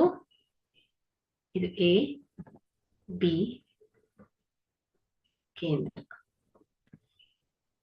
ನಡುವಿನ ಕೋನ ಹಾಗೂ ಸ್ಪರ್ಶಕ ಬಿಂದುಗಳನ್ನು ವೃತ್ತ ಕೇಂದ್ರಕ್ಕೆ ಸೇರಿಸುವಂತೆ. ಇದು ಸ್ಪರ್ಶಕ ಬಿಂದು ಅಲ್ವಾ, ಎ ಬಿ ಅನ್ನೋದು ಸ್ಪರ್ಶ ಬಿಂದು. ಈ ಸ್ಪರ್ಶ ಬಿಂದುವಿನಿಂದ ವೃತ್ತ ಕೇಂದ್ರ, ಸೊ ಇದಕ್ಕೆ ಸೇರಿಸುವಂತೆ ಎಳೆದ ರೇಖಾಖಂಡಗಳ ನಡುವಿನ ಕೋನ. ಸೊ ಇವುಗಳು ಪರಿಪೂರಕಗಳಾಗಿರುತ್ತೆ ಅನ್ನೋದನ್ನ ಸಾಧಿಸ್ಬೇಕು. ಸೊ ಪರಿಪೂರಕ ಅಂದ್ರೆ ಏನಾಗತ್ತೆ, ಇವುಗಳ ಮೊತ್ತಗಳು 180 ಡಿಗ್ರಿ ಅಲ್ವಾ. ಓ ವೃತ್ತ ಕೇಂದ್ರದಿಂದ ರಚಿಸಿದ ವೃತ್ತಕ್ಕೆ ಪಿ ಎ ಮತ್ತು ಪಿ ಬಿಗಳು ಏನಾಯ್ತು, ಬಾಹ್ಯ ಬಿಂದು ಪಿ ಇಂದ ಎಳೆದ ಸ್ಪರ್ಶಕಗಳು ಅಲ್ವಾ. ಸೊ ಇಲ್ಲಿ ಪಿ ಏನಾಗಿದೆ, ಬಾಹ್ಯ ಬಿಂದುವಿನಿಂದ ಎಳೆದ ಸ್ಪರ್ಶಕಗಳು. ಪಿ ಒಂದು ಬಾಹ್ಯ ಬಿಂದು, ಎ ಬಿ ಏನಾಗಿದೆ ಸ್ಪರ್ಶಕ ಬಿಂದು. ಸೊ ನಾವಿಲ್ಲಿ ಏನನ್ನ ಪ್ರೂವ್ ಮಾಡ್ಬೇಕಾಗಿರೋದು, ಕೋನ ಎ ಪಿ ಬಿ ಮತ್ತು ಕೋನ ಎ ಒ ಬಿ. ಸೊ ಇವುಗಳ ಮೊತ್ತ 180 ಡಿಗ್ರಿ. ಸೊ ಇವುಗಳು ಒಂದಕ್ಕೊಂದು ಪೂರಕಗಳು ಅಂತ. ಸೊ ಇವುಗಳ ಮೊತ್ತ ಏನಾಗಿರುತ್ತೆ ಮಕ್ಕಳೇ 180 ಡಿಗ್ರಿ, ಪರಿಪೂರಕಗಳು. ಸೊ ಪೂರಕ ಅಂದ್ರೆ ಏನಾಗುತ್ತೆ, ಪರಿಪೂರಕಗಳಂದ್ರೆ ಏನಾಗುತ್ತೆ ಅನ್ನೋದನ್ನು ನೀವು ಓದಿದ್ದೀರಾ ಈಗಾಗಲೇ. ಪರಿಪೂರಕಗಳು, ಸೊ ಇವುಗಳ ಮೊತ್ತ 180 ಡಿಗ್ರಿ. ಹಾಗಾಗಿ ಇಲ್ಲಿ ಕೋನ ಎ ಪಿ ಬಿ ಅದಿ ಕೋನ ಎ ಒ ಬಿ ಅನ್ನ 180 ಡಿಗ್ರಿ ಅಂತ ಹೇಳ್ಬೇಕು ನಾವು. ಇಲ್ಲಿ ವೃತ್ತ ಯಾವುದೇ ಒಂದು, ಈಗಾಗಲೇ ಒಂದು ಪ್ರಮೇಯವನ್ನ ಓದಿದಿರ ಅಲ್ವಾ. ಸೊ ಇಲ್ಲಿ ವೃತ್ತದ ಮೇಲಿನ ಯಾವುದೇ ಒಂದು ಬಿಂದುವಿನಲ್ಲಿ ಎಳೆದ ಸ್ಪರ್ಶಕವು ಸ್ಪರ್ಶಕ ಬಿಂದುವಿನಲ್ಲಿ ಎಳೆದ ತ್ರಿಜ್ಯಕ್ಕೆ ಲಂಬವಾಗಿರುತ್ತೆ. ಹಾಗಾಗಿ ಕೋನ ಎ 90 ಡಿಗ್ರಿ, ಅದೇ ರೀತಿ ಕೋನ ಬಿ ಕೂಡ ಏನಾಗತ್ತೆ ಮಕ್ಕಳೇ 90 ಡಿಗ್ರಿನೇ ಆಗತ್ತೆ. ಹಾಗಾಗಿ ಇಲ್ಲಿ ಕೋನ ಒ ಎ ಬಿ ಬರಬ್ಬರಿ ಏನಾಗಿದೆ 90 ಡಿಗ್ರಿ ಆದ್ರೆ ಕೋನ ಒ ಬಿ ಪಿ ಕೂಡ ಏನಾಗಿದೆ 90 ಡಿಗ್ರಿನೇ ಇದೆ. ಓಕೆ, ಸೊ ಇಲ್ಲಿ P A O B, so ಇವುಗಳು ಏನಾಗತ್ತೆ ಮಕ್ಕಳೇ ಒಂದು ಚತುರ್ಭುಜ. ಸೊ ಚತುರ್ಭುಜದ ಒಳಕೋನಗಳ ಮೊತ್ತ ಏನು 360 ಡಿಗ್ರಿ. ಹಾಗಾಗಿ ಕೋನ A O B O A P plus ಕೋನ ಎ ಪಿ ಬಿ ಪ್ಲಸ್ ಕೋನ ಒ ಬಿ ಪಿ ಪ್ಲಸ್ ಕೋನ ಎ ಒ ಬಿ. ಸೊ ಈ ಎಲ್ಲ ಕೋನಗಳ ಮೊತ್ತಗಳು ಏನಾಗುತ್ತೆ 360 ಡಿಗ್ರಿ ಆಗಿದೆ. ಸೊ ಇಲ್ಲಿ ಪ್ರಮೇಯದ ಪ್ರಕಾರ ಕೋನ ಒ ಎ ಪಿ ಮತ್ತು ಕೋನ ಒ ಬಿ ಪಿಗಳು ಏನಾಗಿರುತ್ತೆ ಮಕ್ಕಳೇ ಲಂಬ ಕೋನವಾಗಿರುತ್ತೆ. ಹಾಗಾಗಿ ಇದು 90 ಡಿಗ್ರಿ. ಇಲ್ಲಿ ಎ ಪಿ ಬಿ ಮತ್ತು ಎ ಒ ಪಿ. ಸೊ ಇದೇನಾಗುತ್ತೆ, ಕೋನ ಎ ಪಿ ಬಿ ಅಧಿಕ ಕೋನ ಎ ಒ ಪಿ. ಸೊ ಇಲ್ಲಿ ಇದನ್ನ ಕೂಡಿದಾಗ 180 ಡಿಗ್ರಿ ಬರುತ್ತೆ. ಸೊ 360 ಡಿಗ್ರಿ ಮೈನಸ್ 180 ಡಿಗ್ರಿಯನ್ನ ಮಾಡಿದಾಗ ಈ ಕೋನ ಎ ಪಿ ಬಿ ಮತ್ತು ಕೋನ ಎ ಒ ಬಿ ಗಳ ಮೊತ್ತ ಏನಾಗುತ್ತೆ, 180 ಡಿಗ್ರಿ ಆಗತ್ತೆ. ಸೊ ನಮ್ಗೆ ಪ್ರೂವ್ ಮಾಡ್ಲಿಕ್ಕೆ ಹೇಳಿದ್ದು ಕೂಡ ಅದೇ. ಸೊ ಇವುಗಳ ನಡುವಿನ ಕೋನಗಳ, ಈ ಕೋನ ಪಿ ಮತ್ತು ಕೋನ ಎ ಒ ಬಿ, ಸೊ ಇವುಗಳ ನಡುವಿನ ಕೋನಗಳ ಏನಾಗಿರತ್ತೆ, ಪರಿಪೂರಕಗಳಾಗಿರತ್ತೆ. ಒಂದಕ್ಕೊಂದು ಪೂರಕಗಳು, ಪರಿಪೂರಕಗಳಾಗಿರತ್ತೆ. ಅಂದ್ರೆ ಇವುಗಳ ಮೊತ್ತ ಏನಾಗಿರತ್ತೆ ಹೇಳಿ, 180 ಡಿಗ್ರಿ ಆಗಿರತ್ತೆ. ಓಕೆ, ಸೊ ಅರ್ಥ ಆಗಿದೆ ಅಲ್ವಾ?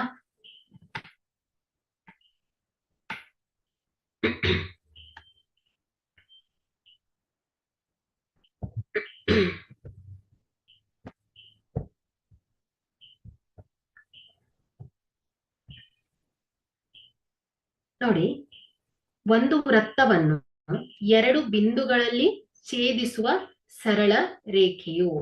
ಸೊ ಈಗಾಗಲೇ ನೀವು ಇದೆಲ್ಲ ವೃತ್ತಕ್ಕೆ ಸಂಬಂಧಿಸಿದ ಪದಗಳನ್ನ, ಪರಿಕಲ್ಪನೆಗಳನ್ನ ಅಭ್ಯಾಸ ಮಾಡಿದ್ದೀರಾ. ಪಟ್ಟಂತ ಆನ್ಸರ್ ಮಾಡಬೇಕು. ಒಂದು ವೃತ್ತವನ್ನ 2 ಬಿಂದುಗಳಲ್ಲಿ ಛೇದಿಸುವ ಸರಳ ರೇಖೆಯು ಏನಾಗುತ್ತೆ ಹೇಳಿ, ಛೇದಕ ಅಲ್ವಾ? 2 ಬಿಂದುಗಳಲ್ಲಿ ಛೇದಿಸುವ ರೇಖೆ, ಇದೊಂದು ಸರಳ ರೇಖೆ. ವೃತ್ತವನ್ನ ಸ್ಪರ್ಶಕ ಒಂದು ಸಂಧಿಸುವ ಬಿಂದುಗಳು, ವೃತ್ತವೊಂದನ್ನ ಸ್ಪರ್ಶಿಸುವ ಬಿಂದುಗಳು ಏನು, ಸ್ಪರ್ಶ ಬಿಂದು ಅಲ್ವಾ? ಹಾಗಾದ್ರೆ ಇವುಗಳ ಸಂಖ್ಯೆ ಎಷ್ಟು ಹೇಳ್ತೀರಾ, 1. ಓಕೆ, ಬಿ ಏನಾಗತ್ತೆ ಇದಕ್ಕೆ ಸರಿಯಾದ ಉತ್ತರ. ವೃತ್ತವು ಹೊಂದಿರಬಹುದಾದ ಸ್ಪರ್ಶಕಗಳ ಸಂಖ್ಯೆ. ಸೊ ಒಂದು ವೃತ್ತ, ಸೊ ಈ ಒಂದು ವೃತ್ತ ಹೊಂದಿರಬಹುದಾದ ಸ್ಪರ್ಶಕಗಳ ಸಂಖ್ಯೆ ಎಷ್ಟು ನೋಡಿ. ಈ ಒಂದು ಬಿಂದುವನ್ನ ಗುರುತಿಸಿದ್ರೆ ಇಲ್ಲೂ ಕೂಡ ಒಂದು ಸ್ಪರ್ಶಕವನ್ನ ಎಳಿಬಹುದು, ಇಲ್ಲೊಂದು ಬಿಂದುವನ್ನ ಗುರುತಿಸಿದ್ರೆ ಇಲ್ಲೂ ಕೂಡ ಸ್ಪರ್ಶಕವನ್ನ ಎಳಿಬಹುದು. ಸೊ ಇಲ್ಲೊಂದು ಬಿಂದುವನ್ನ ಗುರುತಿಸಿದ್ರೆ ಇಲ್ಲಿ ಸ್ಪರ್ಶಕವನ್ನ ಎಳಿಬಹುದು. ಹಾಗಾದ್ರೆ ಇಲ್ಲಿ ಈ ಒಂದು ವೃತ್ತವು ಅಪರಿಮಿತ ಸಂಖ್ಯೆಯ ಸ್ಪರ್ಶಕಗಳನ್ನ ಹೊಂದಿರತ್ತೆ. ಸೊ ಉತ್ತರ ಏನಾಗುತ್ತೆ, ಡಿ. ಓಕೆ,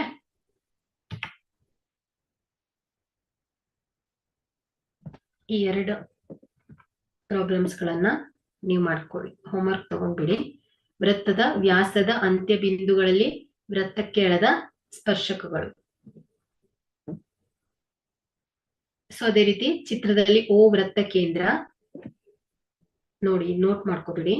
ಓ ವೃತ್ತ ಕೇಂದ್ರ ಆದರೆ ಸೊ ಇಲ್ಲಿ A C B, so A C B, so ಇದರ ಅಳತೆಯನ್ನ ಹೇಳ್ಬೇಕು. ಎಷ್ಟು ಬರುತ್ತೆ, 45 ಡಿಗ್ರಿ ಬರುತ್ತೋ, 60 ಡಿಗ್ರಿ ಬರುತ್ತೋ, 90 ಡಿಗ್ರಿ ಬರುತ್ತೋ, 100 ಡಿಗ್ರಿ ಬರುತ್ತೋ ಅನ್ನೋದನ್ನ ಟ್ರೈ ಮಾಡಿ.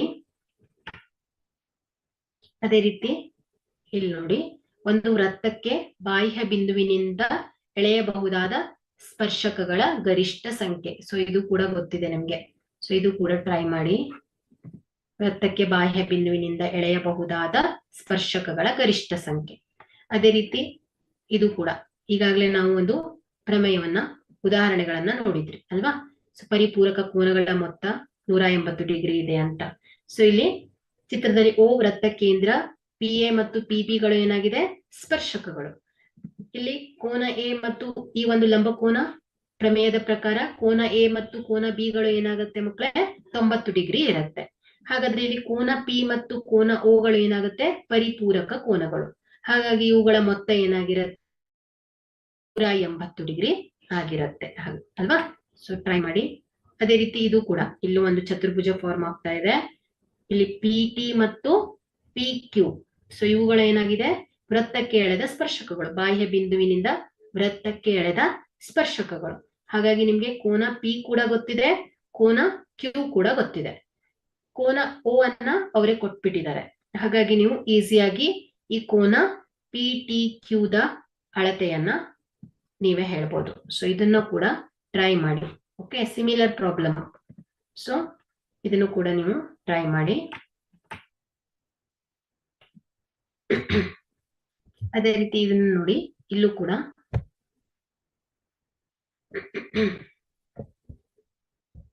ಓ ವೃತ್ತ ಕೇಂದ್ರವಿರುವ ಒಂದು ವೃತ್ತಕ್ಕೆ ಪಿ ಬಿಂದುವಿನಲ್ಲಿ ಎಳೆದ ಸ್ಪರ್ಶಕಗಳಾದ ಪಿ ಎ ಮತ್ತು ಪಿ ಬಿಗಳ ನಡುವಿನ ಕೋನ 80 ಡಿಗ್ರಿ ಆದರೆ, ನೋಡಿ ಇಲ್ಲಿ ವೃತ್ತ ಕೇಂದ್ರ, ಸೊ ಇದು ಕೂಡ ಹಾಗೆ ಪಿ ಎ ಮತ್ತು ಪಿ ಬಿಗಳು ಈ ಒಂದು ವೃತ್ತಕ್ಕೆ ಬಾಹ್ಯ ಬಿಂದುವಿನಿಂದ ಎಳೆದ ಸ್ಪರ್ಶಕಗಳು ಎ ಮತ್ತು ಬಿ. ಓಕೆ, ಸೊ ಇಲ್ಲಿ ವೃತ್ತ ಕೇಂದ್ರ, ಸೊ ಇಲ್ಲಿ ಪಿ ಬಿಂದುವಿನಿಂದ ಎಳೆದ ಸ್ಪರ್ಶಕಗಳಾಗಿದ್ದು ಪಿ ಎ ಮತ್ತು ಪಿ ಬಿಗಳ ನಡುವಿನ ಕೋನ, ಪಿ ಎ ಮತ್ತು ಪಿ ಬಿಗಳ ನಡುವಿನ ಕೋನ ಎಷ್ಟಿದೆ? 80 ಡಿಗ್ರಿ ಆದರೆ ಇದು ಬಿ ಆಗ್ಬೇಕು, B O A, so A O B ಕೋನದ ಅಳತೆಯನ್ನ ಹೇಳಿ.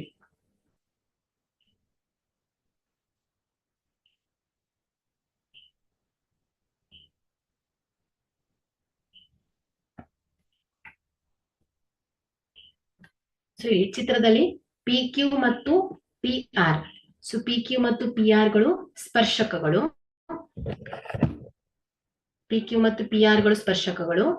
ಕೋನ ಪಿ ಕ್ಯೂ ಆರ್ 60 ಡಿಗ್ರಿ ಆದರೆ, ಕೋನ ಪಿ ಕ್ಯೂ ಆರ್ 60 ಡಿಗ್ರಿ ಆದರೆ P Q 9 centimetre, P Q ಏನಾಗಿದೆ 9 ಸೆಂಟಿಮೀಟರ್ ಆದರೆ ಕ್ಯೂ ಆರ್ ಅನ್ನೋದೇನಾಯ್ತು ಮಕ್ಕಳೇ? ಈ ಒಂದು ವೃತ್ತದ ಜ್ಯಾ ಆಯ್ತು. ಹಾಗಾದ್ರೆ ಇಲ್ಲಿ ನಾವು ಈ ಒಂದು ಜ್ಯಾದ ಉದ್ದವನ್ನ ಹೇಳ್ಬೇಕು. ನೋಡಿ ಇಲ್ಲಿ ಪಿ ಕ್ಯೂ ಮತ್ತು ಪಿ ಆರ್ ಗಳು ಏನಾಗಿದೆ ಮಕ್ಕಳೇ? ಈ ಒಂದು ವೃತ್ತಕ್ಕೆ ಬಾಹ್ಯ ಬಿಂದುವಿನಿಂದ ಎಳೆದ ಸ್ಪರ್ಶಕಗಳು ಅಲ್ವಾ? ಹಾಗಾದ್ರೆ ಇಲ್ಲಿ ನಾವು ಪ್ರಮೇಯದ ಪ್ರಕಾರ ಏನ್ ಹೇಳ್ಬೋದು? ಈ ಒಂದು ಸ್ಪರ್ಶಕ ಪಿ ಕ್ಯೂ ಮತ್ತು ಪಿ ಆರ್ ಇವುಗಳ ಅಳತೆ ಏನಾಗಿರುತ್ತೆ? ಸಮನಾಗಿರತ್ತೆ ಅಲ್ವಾ? ಸೊ ಇವುಗಳ ಅಳತೆ ಏನಾಗಿರುತ್ತೆ? ಸಮನಾಗಿರತ್ತೆ.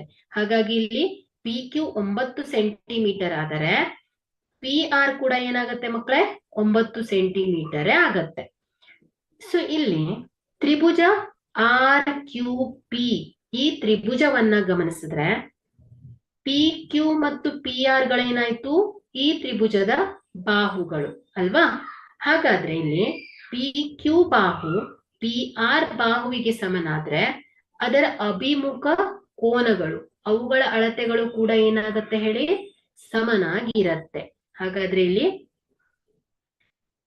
ಈ ಆರ್ ಕೋನ ಕೂಡ ಏನ್ ಬಂತು ಹೇಳಿ? 60 ಡಿಗ್ರಿ ಬಂತು. ಸೊ ಇಲ್ಲಿ ತ್ರಿಭುಜದ ಒಳ ಕೋನಗಳ ಮೊತ್ತ ಏನು ಹೇಳಿ? 180 ಡಿಗ್ರಿ. ಹಾಗಾದ್ರೆ ಇಲ್ಲಿ ಕೋನ ಪಿ ಕೂಡ ಏನಾಗತ್ತೆ ಹೇಳಿ? 60 ಡಿಗ್ರಿ ಆಗತ್ತೆ. ಯಾಕೆ ಹೇಳಿ? 60 ಪ್ಲಸ್ 60 ಡಿಗ್ರಿ ಪ್ಲಸ್ ಕೋನ ಪಿ 60 ಡಿಗ್ರಿ. ಸೊ ಇವುಗಳ ಮೊತ್ತ ಏನಾಯ್ತು? 180 ಡಿಗ್ರಿ. ಸೊ ಇಲ್ಲಿ ಎಲ್ಲ ಕೋನಗಳ ಅಳತೆಗಳು ಸಮನಾಗಿದ್ರೆ ಎಲ್ಲ ಬಾಹುಗಳ ಅಳತೆಗಳು ಕೂಡ ಏನಾಗತ್ತೆ? ಸಮನಾಗಿರತ್ತೆ. ಹಾಗಾಗಿ ನಾವಿಲ್ಲಿ ಏನ್ ಹೇಳ್ಬೋದು? ಕ್ಯೂ ಆರ್ ಬಾಹು ಕೂಡ ಏನಾಗಿದೆ? 9 ಸೆಂಟಿಮೀಟರ್ ಆಗಿದೆ ಅಲ್ವಾ? ಹಾಗಾದ್ರೆ ಈ ಒಂದು ಕ್ಯೂ ಆರ್ ಜ್ಯಾದ ಉದ್ದ ಎಷ್ಟು? 9 ಸೆಂಟಿಮೀಟರ್. ಹಾಗಾಗಿ ನಿಮ್ಗೆ ಇವುಗಳನ್ನೆಲ್ಲ ಪ್ರೂವ್ ಮಾಡ್ಬೇಕು ಅಂದ್ರೆ ನಿಮ್ಗೆ ತ್ರಿಭುಜಗಳು, ಸೊ ಇವುಗಳ ಬೇಸಿಕ್ ಪ್ರಾಪರ್ಟೀಸ್ ಗಳನ್ನ ಸರಿಯಾಗಿ ಕಲ್ತಿರ್ಬೇಕು. ಸೊ ಅದನ್ನೆಲ್ಲ ಹಿಂದಿನ ಕ್ಲಾಸಲ್ಲಿ ಕಲ್ತಿರ್ತೀರಾ, ಸೊ ಅದನ್ನ ಮರ್ತು ಇರ್ತೀರಾ. ಸೊ ಅದಕ್ಕೋಸ್ಕರ ಇದನ್ನೆಲ್ಲ ಪರ್ಫೆಕ್ಟ್ ಮಾಡ್ಕೊಂಡ್ರೆ ಸೊ ಈ ಪ್ರಾಬ್ಲಮ್ಸ್ ಗಳನ್ನೆಲ್ಲ ಈಸಿಯಾಗಿ ಸಾಲ್ವ್ ಮಾಡ್ತಾ ಹೋಗ್ಬೋದು. ಅದೇ ರೀತಿ ಹೇಗ್ ಬಂತು ಅನ್ನೋದು ಕೂಡ ಈಸಿಯಾಗಿ ಅರ್ಥ ಆಗತ್ತೆ. ಬಟ್ ಈ ಪ್ರಾಪರ್ಟೀಸ್ ಗಳನ್ನೆಲ್ಲ ಏನ್ ಮಾಡ್ಬೇಕು? ನೆನಪಿನಲ್ಲಿ ಇಟ್ಕೊಳ್ಬೇಕು. ಅರ್ಥ ಆಯ್ತಾ? ಓಕೆ, ಕೊನೆಯ ಒಂದು ಪ್ರಮೇಯ ನೋಡಿ. ABCD ಚತುರ್ಭುಜದಲ್ಲಿ ವೃತ್ತವು ಅಂತಸ್ಥವಾಗಿದೆ. ABCD ಒಂದು ಚತುರ್ಭುಜ ನೋಡಿ ಇಲ್ಲಿ ABCD ಚತುರ್ಭುಜ. ಸೊ ಇಲ್ಲಿ ವೃತ್ತವು ಅಂತಸ್ಥವಾಗಿದೆ. AB ಅಧಿಕ್ CD, AB ಅಧಿಕ್ CD, ಅದೇ ರೀತಿ AD ಅಧಿಕ್ BC ಎಂದು ಸಾಧಿಸಿ. ನೋಡಿ ಇಲ್ಲಿ ಆರ್ ಬಿಂದು, ಕ್ಯೂ, ಎಸ್, ಎಸ್ ಮತ್ತು ಪಿ ಬಿಂದುಗಳ ಏನಾಗ್ತಾ ಇದೆ? ಈ ಒಂದು ವೃತ್ತದ ಸ್ಪರ್ಶಕ ಬಿಂದು ಆಗ್ತಾ ಇದೆ. ಹಾಗಾದ್ರೆ ಇಲ್ಲಿ RC CQ ಬಾಹ್ಯ ಬಿಂದುವಿನಿಂದ ಎಳೆದ ಸ್ಪರ್ಶಕಗಳಾಗತ್ತೆ. ಅದೇ ರೀತಿ DR DS, ಸೊ ಇವುಗಳು ಏನಾಗುತ್ತೆ, ಈ ಒಂದು ವೃತ್ತದ ಬಾಹ್ಯ ಬಿಂದುವಿನಿಂದ ಎಳೆದ ಸ್ಪರ್ಶಕಗಳಾಗತ್ತೆ. ಅದೇ ರೀತಿ SA AP ಅನ್ನ ಗಮನಿಸಿ. ಸೊ ಇವು ಕೂಡ ಏನಾಗುತ್ತೆ, ಈ ಒಂದು ವೃತ್ತದ ಬಾಹ್ಯ ಬಿಂದುವಿನಿಂದ ಎಳೆದ ಸ್ಪರ್ಶಕಗಳು. ಅದೇ ರೀತಿ PB ಮತ್ತು QR, ಸೊ ಇವುಗಳು ಕೂಡ ಏನಾಗುತ್ತೆ ಮಕ್ಕಳೇ, ಈ ಒಂದು ವೃತ್ತಕ್ಕೆ ಬಾಹ್ಯ ಬಿಂದುವಿನಿಂದ ಎಳೆದ ಸ್ಪರ್ಶಕಗಳು ಆಗುತ್ತೆ. ಹಾಗಾದ್ರೆ ನಾವು ಇಲ್ಲಿ ಬಾಹ್ಯ ಬಿಂದು ಪ್ರಮೇಯದ ಪ್ರಕಾರ ಏನ್ ಹೇಳ್ಬೋದು, ಬಾಹ್ಯ ಬಿಂದುವಿನಿಂದ ಎಳೆದ ಸ್ಪರ್ಶಕಗಳ ಉದ್ದಗಳು ಸಮನಾಗಿರತ್ತೆ. ಹಾಗಾಗಿ ಇಲ್ಲಿ DR ಏನಾಗತ್ತೆ ಮಕ್ಕಳೇ, DS ಗೆ ಸಮನಾಗತ್ತೆ. ಅದೇ ರೀತಿ RC ಏನಾಗತ್ತೆ, CQ ಗೆ ಸಮನಾಗತ್ತೆ. ಅದೇ ರೀತಿ QB ಏನಾಗತ್ತೆ ಮಕ್ಕಳೇ, PB ಗೆ ಸಮನಾಗತ್ತೆ. ಅದೇ ರೀತಿ SA ಏನಾಗತ್ತೆ ಮಕ್ಕಳೇ, AP ಗೆ ಸಮನಾಗತ್ತೆ. ಹಾಗಾಗಿ ನಾನು ಇಲ್ಲಿ ಏನ್ ಬರ್ತಿದ್ದೇನೆ, DR ಬರಬರಿ DS, AP ಬರಬರಿ AS, BP ಬರಬರಿ BQ, CR ಬರಬರಿ CQ. So ಇವುಗಳೆಲ್ಲ ಏನಾಯ್ತು, ಬಾಹ್ಯ ಬಿಂದುವಿನಿಂದ ಎಳೆದ ಸ್ಪರ್ಶಕಗಳು. ಹಾಗಾಗಿ ಇವುಗಳ ಉದ್ದಗಳು ಏನಾಗತ್ತೆ ಮಕ್ಕಳೇ, ಸಮನಾಗತ್ತೆ. ಸೊ ಇದನ್ನ 1 ಅಂತ ತಗೊಂಡಿದ್ದೇನೆ, ಇದನ್ನ ಸಮೀಕರಣ 2, ಇದನ್ನ 3 ಅಂತ ತಗೊಂಡಿದ್ದೇನೆ. ಸೊ ಇದನ್ನ 4 ಅಂತ ತಗೊಂಡಿದ್ದೇನೆ. ಸೊ ಇವುಗಳನ್ನೆಲ್ಲ ಕೂಡೋಣ. ಕೂಡಿದಾಗ DR अधिक AP अधिक BP अधिक CR बराबरी DS अधिक AS अधिक BQ अधिक CQ. ಸೊ ಇಲ್ಲಿ DR अधिक RC ಅನ್ನ ಏನ್ ಹೇಳ್ಬೋದು ನಾವು, DC ಅಂತ ಬರಿಬಹುದು. ಅದೇ ರೀತಿ DS अधिक SA ಅನ್ನ DA ಅಂತ ಬರಿಬಹುದು. ಅದೇ ರೀತಿ AP अधिक PB ಅನ್ನ AB ಅಂತ ಬರಿಬಹುದು. ಅದೇ ರೀತಿ BQ अधिक CQ ಅನ್ನ BC ಅಂತ ಬರಿಬಹುದು. ಹಾಗಾಗಿ ಇಲ್ಲಿ AP अधिक CD ಬರಬ್ಬರಿ ಏನಾಗುತ್ತೆ ಮಕ್ಕಳೇ, AD अधिक BC ಆಗತ್ತೆ. ಹಾಗಾಗಿ ಇಲ್ಲಿ ABCD ಚತುರ್ಭುಜದಲ್ಲಿ ವೃತ್ತವು ಅಂತಸ್ಥವಾಗಿದ್ದರೆ AB अधिक CD ಬರಬ್ಬರಿ ಏನಾಗ್ತಾ ಇದೆ, AD अधिक BC ಆಗತ್ತೆ. ಓಕೆ, ಸೊ ಇಲ್ಲಿ ಇವತ್ತಿನ ತರಗತಿಯಲ್ಲಿ ನಾವು, ಅದೇ ರೀತಿ ನಿನ್ನೆಯ ತರಗತಿಯಲ್ಲಿ ಈ ವೃತ್ತಗಳು, ಇದಕ್ಕೆ ಸಂಬಂಧಪಟ್ಟ ಹಾಗೆ 3 ಪರಿಕಲ್ಪನೆಗಳನ್ನ ಅಭ್ಯಾಸ ಮಾಡಿದ್ವಿ. ವೃತ್ತಗಳು ಅಂದ್ರೆ ಏನು ಅಂತ ತಿಳ್ಕೊಂಡ್ವಿ. ಅದೇ ರೀತಿ ವೃತ್ತಕ್ಕೆ ಸಂಬಂಧಪಟ್ಟಂತಹ ಕೆಲವು ಪದಗಳನ್ನ ಪರಿಚಯ ಮಾಡ್ಕೊಂಡ್ವಿ. ಅದೇ ರೀತಿ 2 ಪ್ರಮೇಯಗಳನ್ನ ಅಭ್ಯಾಸ ಮಾಡಿದ್ವಿ. ವೃತ್ತಕ್ಕೆ ಸಂಬಂಧಿಸಿದ ಹಾಗೆ 2 ಪ್ರಮೇಯಗಳನ್ನ ಅಭ್ಯಾಸ ಮಾಡಿದ್ವಿ. ಅದೇ ರೀತಿ ಈ ಒಂದು ಪ್ರಮೇಯಕ್ಕೆ ರಿಲೇಟೆಡ್ ಆಗಿ ಕೆಲವೊಂದು ಉದಾಹರಣೆಗಳನ್ನು ಕೂಡ ಅಭ್ಯಾಸ ಮಾಡಿದೀವಿ. ಓಕೆ, ಸೊ ಇಲ್ಲಿಗೆ ಈ ಒಂದು ವೃತ್ತಗಳು ಚಾಪ್ಟರು ಕಂಪ್ಲೀಟ್ ಆಗತ್ತೆ. ಸೊ ಇಲ್ಲಿ ನೀವು ಇನ್ನುಳಿದ ಅಭ್ಯಾಸ ಲೆಕ್ಕಗಳನ್ನ ಸಾಲ್ವ್ ಮಾಡಬೇಕು. ಸೊ ಇದಕ್ಕೆ ಸಂಬಂಧಪಟ್ಟಂಗೆ ಇನ್ನು ಪ್ರಾಬ್ಲಮ್ಸ್ ಅನ್ನ ಸಾಲ್ವ್ ಮಾಡಿದಾಗ ಏನಾಗುತ್ತೆ, ಈ ಒಂದು ಕಾನ್ಸೆಪ್ಟ್ ಇನ್ನಷ್ಟು ಕ್ಲಿಯರ್ ಆಗುತ್ತೆ. ಅರ್ಥ ಆಯ್ತಾ? ಸುಮ್ನೆ ಓದ್ಕೊಂಡು ಹೋಗೋದಲ್ವೇ ಅಲ್ಲ, ಗಣಿತವನ್ನ ಏನ್ ಮಾಡ್ಬೇಕು, ಸಾಲ್ವ್ ಮಾಡ್ಬೇಕು.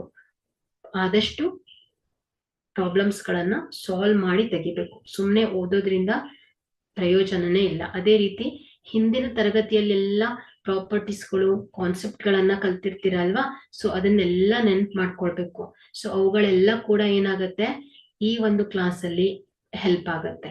ಓಕೆ, ಸೊ ಆ ಒಂದು ಪ್ರಾಪರ್ಟೀಸ್ ಗಳನ್ನ, ಅದೇ ರೀತಿ ಅವುಗಳನ್ನೆಲ್ಲ ಪರ್ಫೆಕ್ಟ್ ಮಾಡ್ಕೋಬೇಕು. ಓಕೆ, ಸೊ ಇವತ್ತಿನ ಕ್ಲಾಸ್ ಅನ್ನ ಇಲ್ಲಿಗೆ ಎಂಡ್ ಮಾಡ್ತಾ ಇದ್ದೇನೆ. ಏನಾದ್ರೂ ಡೌಟ್ಸ್ ಇದ್ರೆ ಕೇಳ್ಬೋದು. Any doubts?